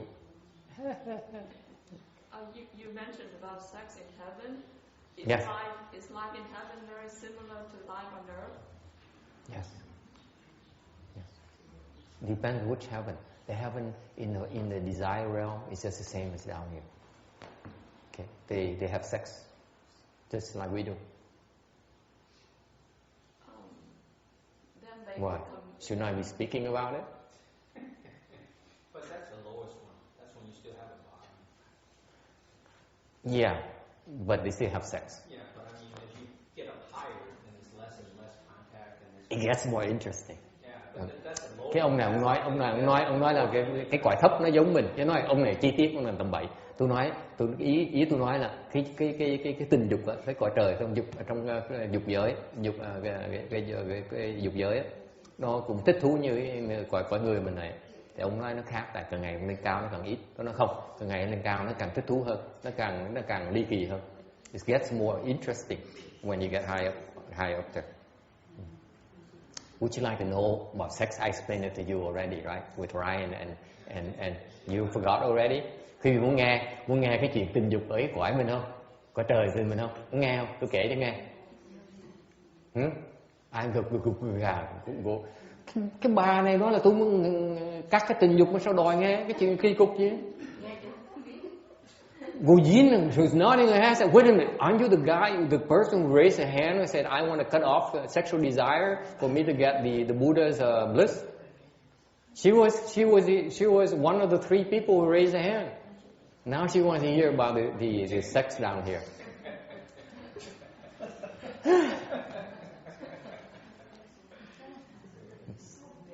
See, in the 2 heavens and our realm. Okay, let me tell you. Okay, this is sex in the heavens. Okay, ngày nay tôi giảng về cái chuyện tình dục ở cõi trời nghe chưa? Mà đừng có nhắc lại nghe, đừng nói là thầy Văn Hóa kể toàn chuyện tình dục không nghe. Giảng pháp toàn nói chuyện tình dục không nghe. Cái này tôi kể chuyện tình dục của cõi trời chứ mà của mình nghe chưa? Đừng hiểu lầm tôi. So don't misunderstand me. I'm explaining something you don't understand, you don't know yet. The heavenly sex. Okay? In the 6 desire heavens, có 3 cái cõi dục giới mình đó, có 6 cái tầng trời khác nhau. 6 layers of heavens. Okay? In each heaven, each level of heaven, the way they have sex is different. Mỗi cái tầng trời mà họ hai cái bác kia, hai bác cái bà cụ đó, tôi đang nói chuyện dục giới, chuyện tình dục đây, muốn nghe không? Tưởng già không muốn nghe hả?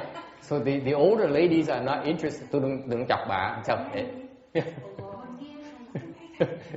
Tôi đừng chọc bà sao? Cô cứ để tôi đừng chọc bà. Tưởng lớn tuổi không thích nghe chuyện tình dục nữa hả? Thích nghe tiếng mồ. I say she's pretending she's advanced in her age. That's why she's ignoring my sex description of the heavens. Tôi đùa chơi đó, muốn nói này. Okay. So each level of the heavens, the higher you rise, sex becomes more interesting. Càng ngày càng tăng cao lên, cái tình dục nó càng khoái vị hơn. Tin vậy được không? Nghe thích thú không? Bởi vậy, this is why you want to cultivate. Because the more you cultivate, the higher you rise, the more interesting sex becomes. Because if you don't cultivate, the best you can experience is human sex. Tại nếu quý vị không tu á, cái mà hay nhất quý vị thấy được là chỉ thấy cái tình dục của con người này thôi. Phải tu mới thấy được cái dục nó, cái tình dục nó hay hơn. See? Thành ra I'm contradicting myself here, John, because you don't cultivate, okay, right now. Then you limit it into the sexual pleasure you can experience. Okay? That's why you still need to cultivate now, because you want to have more fun until you die. Yeah? Thành tôi nói quý vị nghe, tôi mới giảng quý vị biết á, đừng có hiểu lầm tôi. Hồi nãy tôi nói á, mình cứ tha hồ mình đi chơi bời. Thì nếu quý vị làm như đi chơi bời bây giờ, quý vị chỉ thấy được cái sự Xuân nó nhìn tôi nhau, trời thầy nói tao gì tầm bậy không? Nếu mà đi chơi tầm bậy bây giờ, quý vị chỉ thấy được cái vui thú vui của cái trình độ quý vị bây giờ thôi, không hơn được nữa. Nhớ hồi nãy tôi nói gì không? Cái dục lạc của mình bây giờ mình có đó, nó có giới hạn, nó hơn được, không hơn được. Không cách nào mình nó sướng hơn được cái đó. Yeah, but the very essence of Buddhism is to not to have any desire. Yeah, but it takes a while. Why would you Let's be real about it. Why would you go to heaven and to have sex? I mean, it's supposed to be a sacred place. She's a bore. God.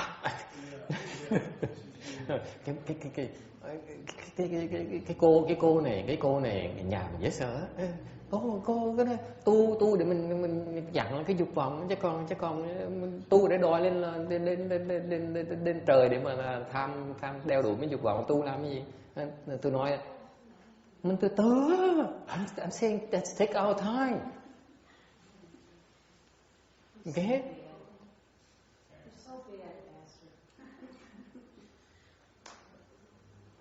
Okay. You want to speed it up? I speed it up for you. Muốn lẹ, tôi dạy cho lẹ. Okay. This is Mahayana. Cái Phật giáo như cái đại thừa như vậy. It appeals to different people, different grades. You cannot say Mahayana, say, hey, you, end birth and death right now, end sex reside right now. You can't. That's not Mahayana. Đừng hiểu lầm tôi. Đại thừa, nó cái phước pháp đại thừa, nó có cái pháp để giúp quý vị mỗi trình độ quý vị để mà tu. Mahayana is a dharma that is applicable to each and every one of your level. If you want to speed it up, there's a dharma to help you speed it up. Nếu quý vị muốn lẹ thì có lẹ, quý vị muốn thông thả có thông thả. Hiện bây giờ ngày hôm nay thầy hứng thầy nói chuyện thông thả. Today I feel like talking about taking it easy. In 5 minutes after I'm done, you say, "Oh, but master, like a lady here said, master. Oh, I'm disappointed. I thought Mahayana is much loftier than that." I said, "Okay, how lofty you want me to be?" And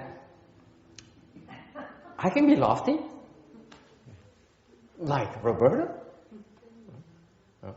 Thành ra cái cô đó hiểu lầm tôi. Tôi nói hiện bây giờ ăn bữa trưa này thầy còn đói, thành thầy nổi hứng, tôi nói thôi mình đói bụng rồi mình tà mình tu tà thầy hết hơi rồi. Ok, thì cái khả năng mình chừng đó thôi.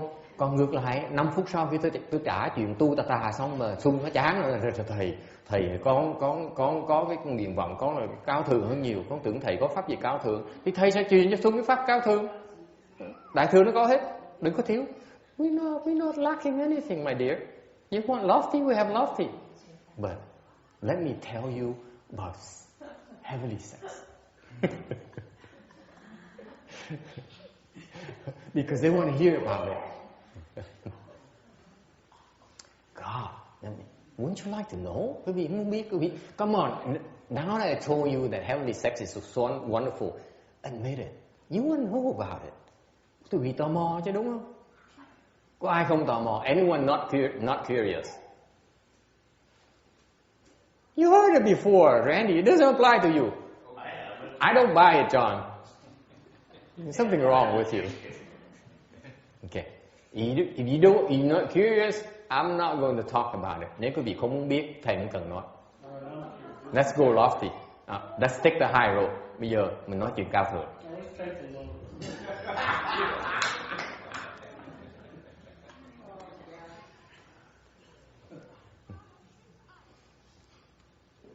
Okay. Well, I kind of lost interest in it.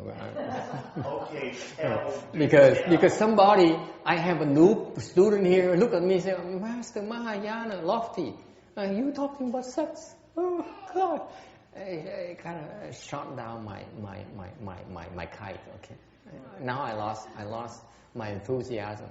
I have no more pleasure for the mundane and low level stuff. You find it sex. Go for it.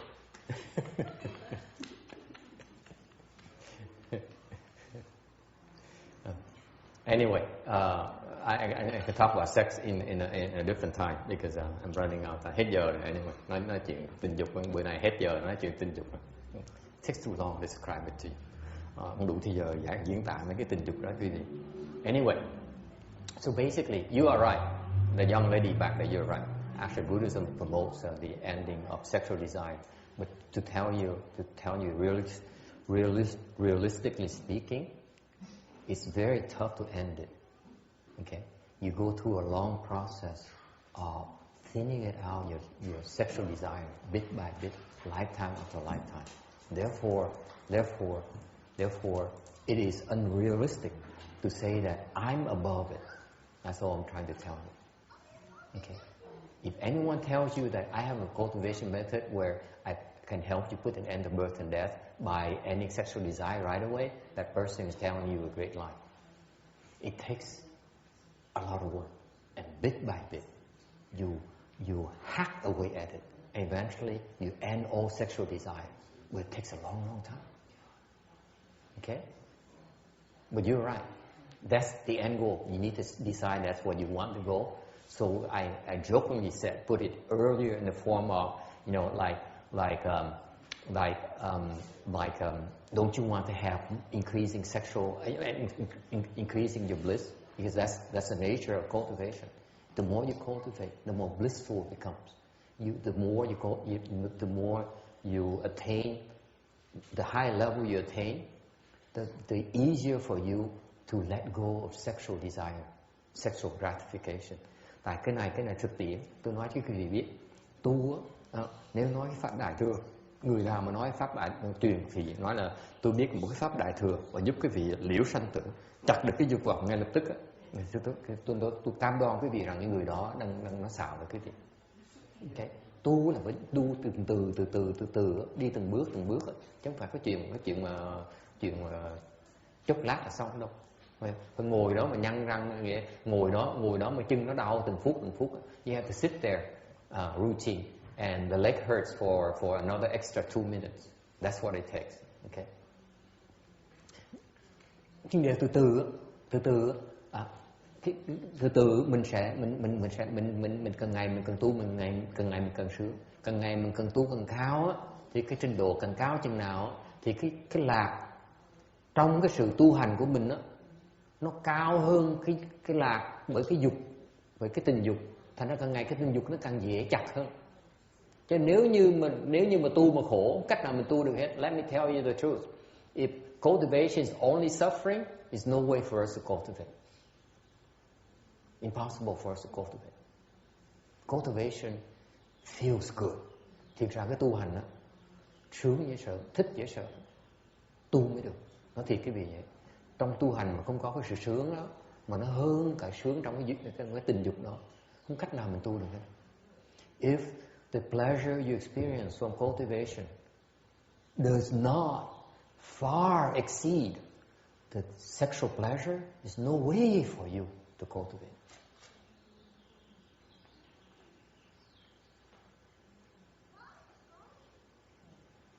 Okay?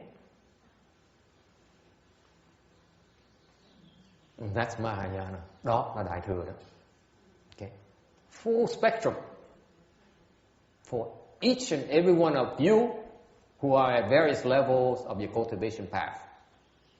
Cái Đại Thừa nó phải rộng, nó đủ pháp để giúp quý vị ở một cái trình độ của mỗi người, để tầng lớp của người để có cái pháp để giúp quý vị để tiến tới. Alright, and that's all I know as far as lofty goes. Đó là cái cao thượng nhất của tôi đó, tôi biết được đó.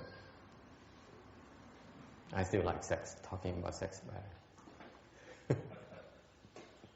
Okay, any questions? Ai thắc mắc gì không?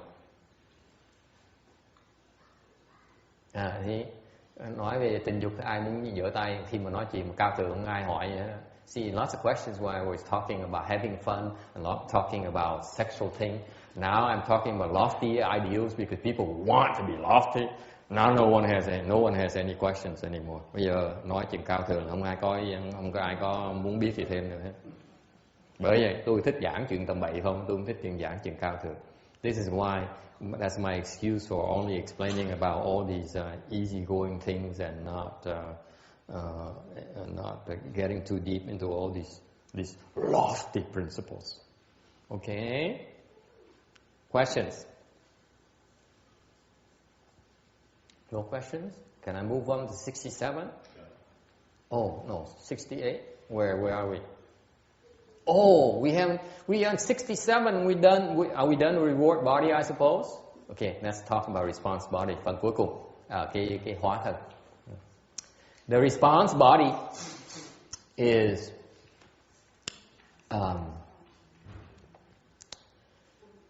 the result of a long time of cultivation.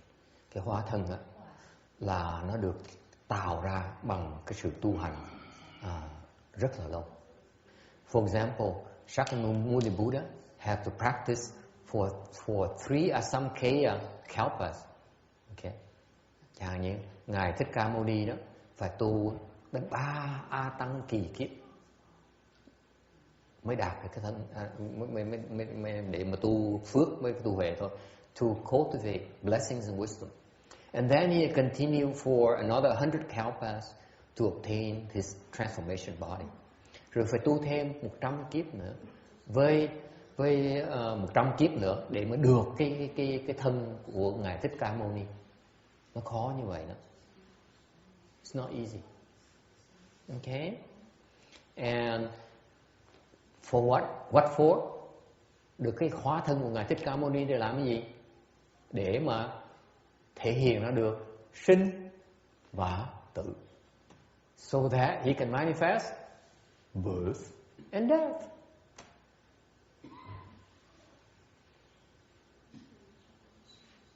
At will. Tùy hỷ.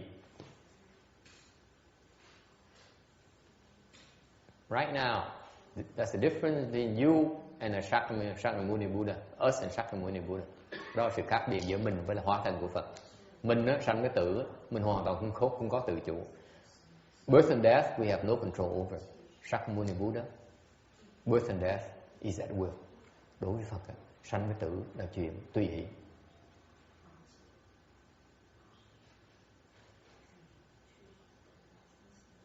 Okay? Đồng lúc, simultaneously, có thể hóa thân ra khắp tất cả vũ trụ này cùng một lúc. Simultaneously manifesting transformation bodies everywhere at the same time in the universe. Tại sao tôi nói chuyện này? Why do I bring it up? We have very strong connections, my friend. Quý vị thấy không? Mình quen lớn lắm. Mình theo Phật là quen lớn dễ sợ lắm. See, we have very strong connections. All these externalists, they say, I want to be near God. I want to be near these spirits and these devas. Here, in this realm only. Whereas the Buddha, our Buddha, he's everywhere. Mấy cái người ngoài đạo người ta tu, cái nguyện vọng họ là được gần trời, gần thần, gần quỷ. Để hưởng cái sự bố thí của trời, của thần, của quỷ. Còn mình á, mình đi theo Phật á, là Phật á. Trời với thần với quỷ nó chỉ xuất hiện được cái cõi này thôi, nó không đi xa được, không ra ngoài được. Chứ còn Phật của mình á, là cõi nào cũng có hết, đi đâu mình cũng có Phật hết. You can find the Buddha everywhere. Okay? So it's like a visa card accepted everywhere. Phật giáo cũng giống như cái card visa, ở đâu xài cũng được hết. Okay. Questions? Ai thắc mắc gì không? Yes. Does every transformation body have an individual intelligence? Repeat that, please. Does every transformation body have an individual intelligence to think for itself? Absolutely, yeah. Just like you and me. We might meet somebody who's a transformation body. Absolutely. Uh-huh. You can't recognize them, but they're just like you and me. Will he know that he's a transformation as well? Does he know? Yeah. Absolutely. Okay. It's by will, as the Buddha's wish, as you wish. That wonderful spiritual power state, where the awesome spiritual power. Okay. Hỏi là cái người mà hóa thân đó có cái sự hiểu biết, có sự thông minh, có sự trí huệ, nó không khác như mình hết, giống như mình vậy. Mình nhận họ không ra thôi. Alright, any questions?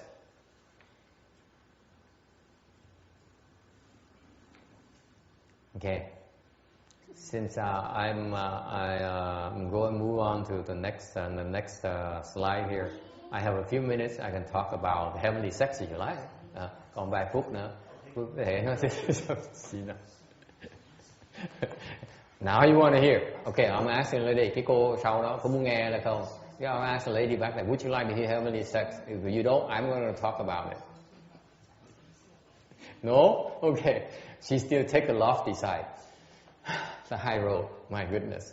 Some people will never change. Okay. I since Joe is here, I will defile his mind and teach him about heavenly sex.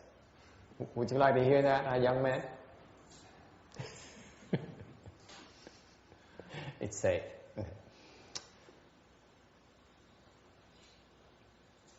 Yeah.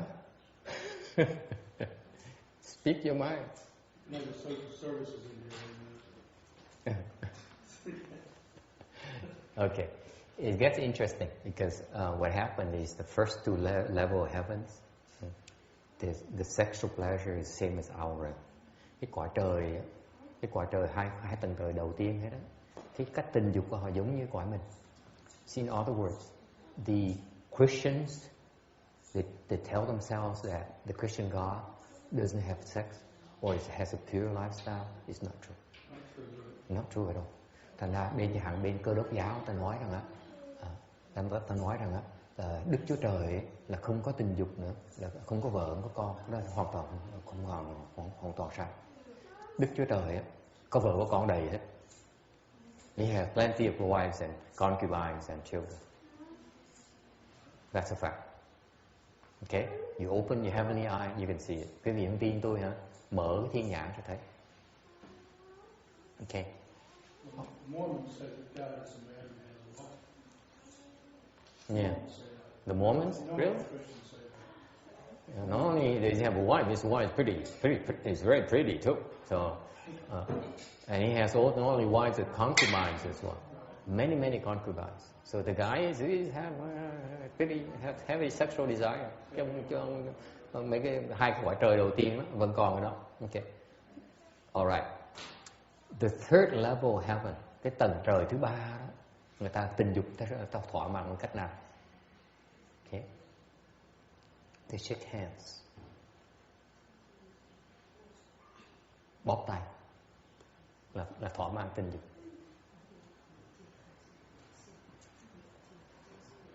Họ gặp nhau, họ như cái cõi mình ở đây nè, mình gặp người ta, hi John, okay, cõi trời họ là in that heaven, you don't shake hands until you really mean it.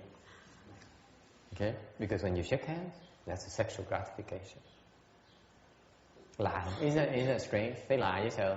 Mỗi cõi nó khác. Okay. Third, the fourth level of heaven, cái tầng trời thứ tư. I told you, I warn you, sexual desire up there gets more interesting.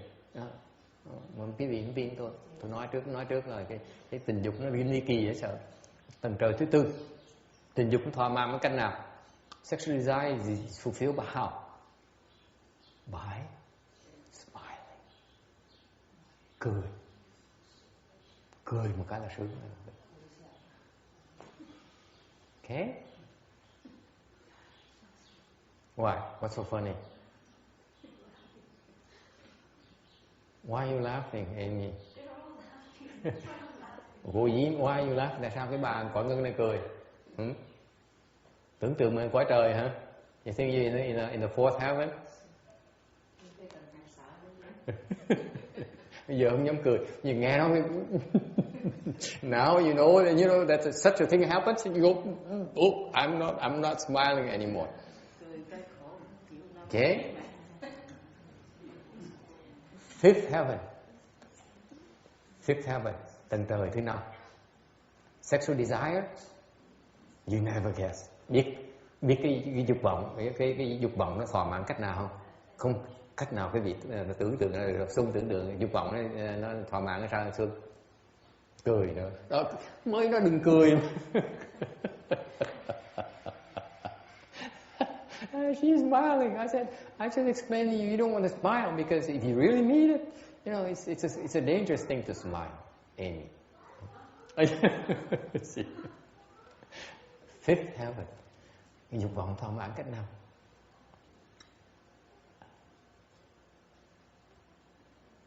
Liếc một cái.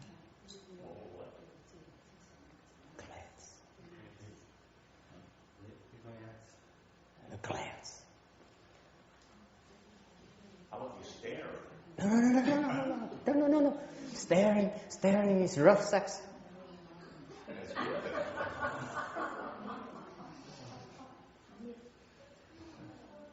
Ông nói vậy chứ mình nhìn trộ người ta, nói nhìn trộ là thô quá. Nó vũ phu. Ok. Last heaven, cái tầng trời thứ 6.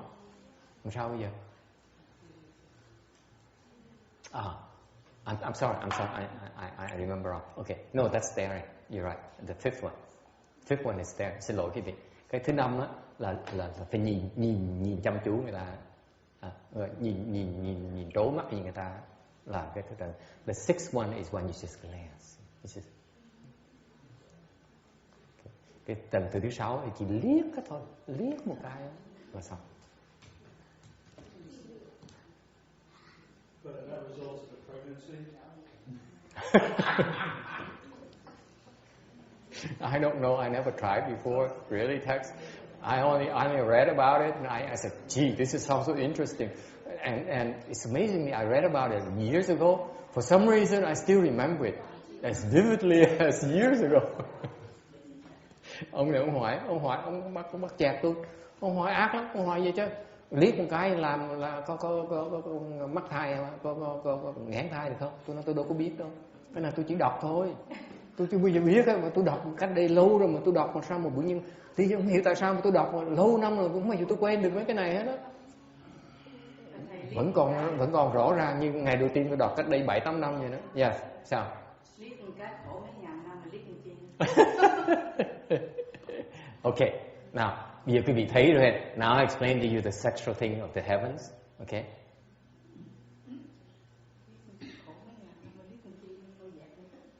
Anything new to you? Có gì lạ đối với quý vị không? Cái bác mà nói chuyện nãy giờ đó, nói chuyện tình dục của trời đó, bác có thấy gì lạ không? Anh thì là kính bạch thầy, con thì bây giờ chỉ biết nghe thôi chứ còn con đâu nên đấy không biết cái gì là cái gì đấy nhưng mà This is what you know. You see, this is why I appreciate having Caucasian like you and Roberta around, because you know, for Westerners like us, it's not a big deal. You have sex, come on. It's like children 80 years old, they know about it already. Okay, but for us Asians, especially monks and nuns, it's not comfortable to talk about it because it's sort of taboo, and you go into into areas that are not safe. Okay, but for Caucasians or Western trained like us, it's not a big deal. Anyway, I was making fun of her. I said, she says, I'm floored.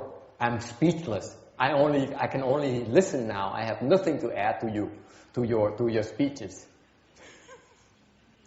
I rest my case. You see, it's shocking to them to see a monk dare talk like that. I don't care. I'm having fun. Okay, but the point I'm making is this, folks. Tôi nói cái vị nghe seriously. Okay. All the various things that I described to you, that's what we're doing down here. Mình đang làm ở dưới này nè. Dễ sợ không? Think about it. We have intercourse. Mình có chuyện tình dục với quả này, chuyện thông thường. Okay? Then what do we do? Okay? We smile. Right?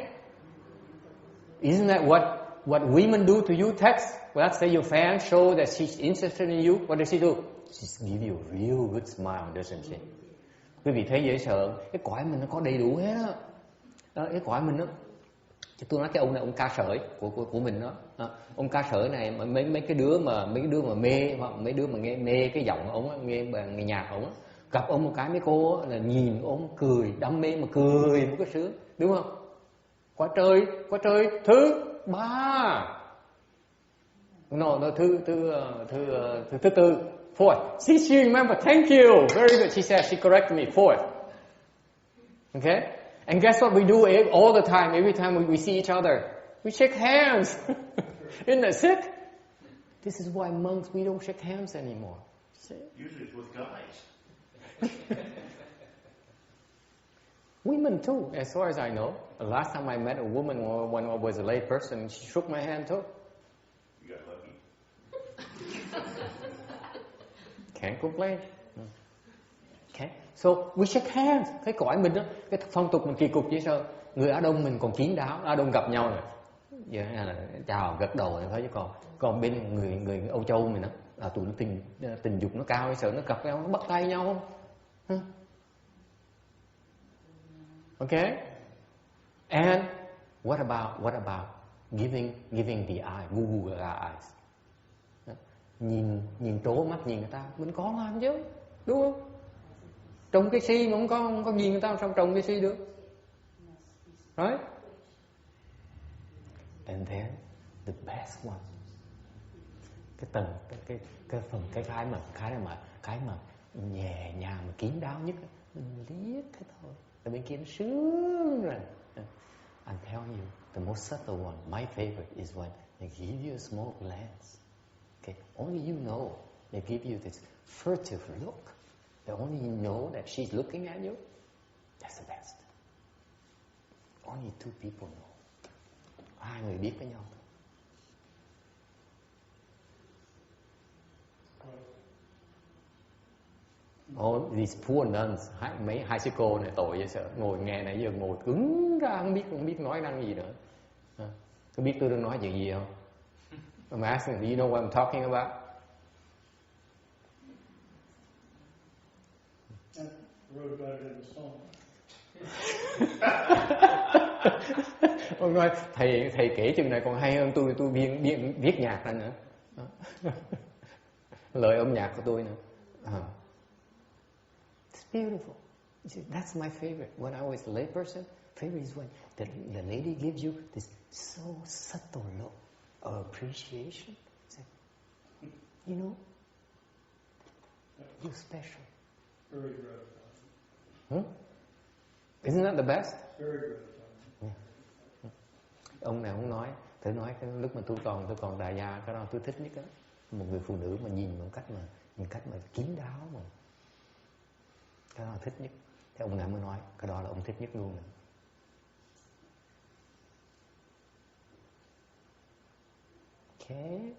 Okay, I'm tired talking about sex. Nói chuyện sex, tình dục con mình tụi mệt rồi. I need to stop here. Okay. Any final questions? Any final questions? Ai muốn hỏi gì không?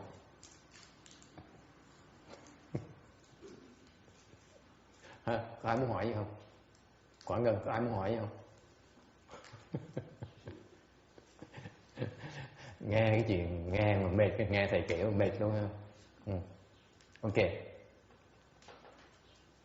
You want me and here, or you want me to talk about something lofty so that you don't walk away too disappointed about Mahayana being so low level and so human. Quý vị muốn nghe nói giảng pháp lý gì cao thượng không? Chứ còn quý vị mà ngày nay mà nghe chấm dứt ở đây chắc là thất vọng, nói trời đại thừa sao mà xoàn quá vậy, toàn nói chuyện cái chuyện gì mà có người mà toàn là tình dục không? Okay. No lofty, I want something to dream about tonight.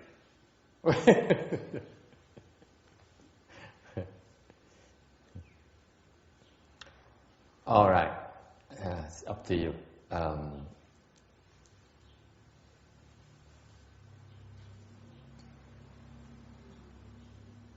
There is no way for you to teach and help people if you don't know what attracts them. Quý vị muốn giúp người, giúp đời á, mà không hiểu á, cái sở thích người ta là cái gì đó, không thể nào giúp người ta được, không thể nào dạy người ta được.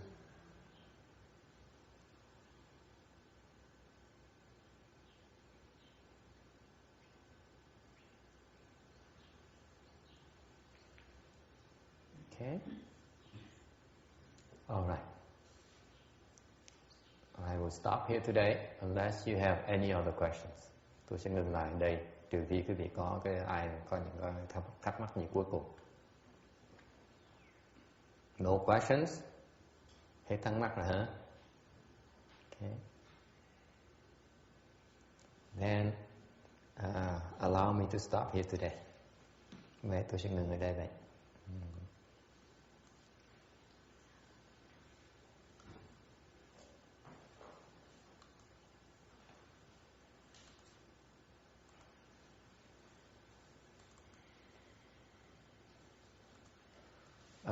We have a couple of people who passed away recently. Có hai người mới qua đời gần đây, thành ra mình có thể giúp họ hồi hướng công đức này để giúp họ vãng sanh. So we typically after the lecture we do the merit and virtue transference for the next few weeks. We will transfer the merit and virtues of your hard work today this afternoon to help these couple of people obtain rebirth in the Pure Land. Okay, so turn to page I don't know, 127 maybe.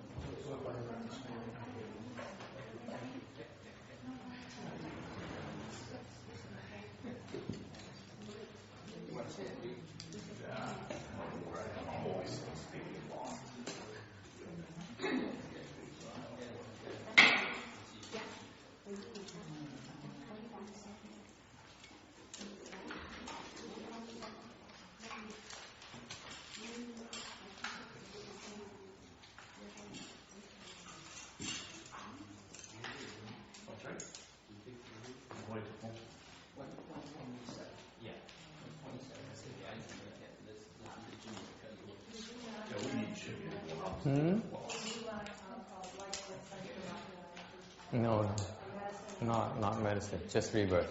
Medicine is like during a lunch ceremony in the morning.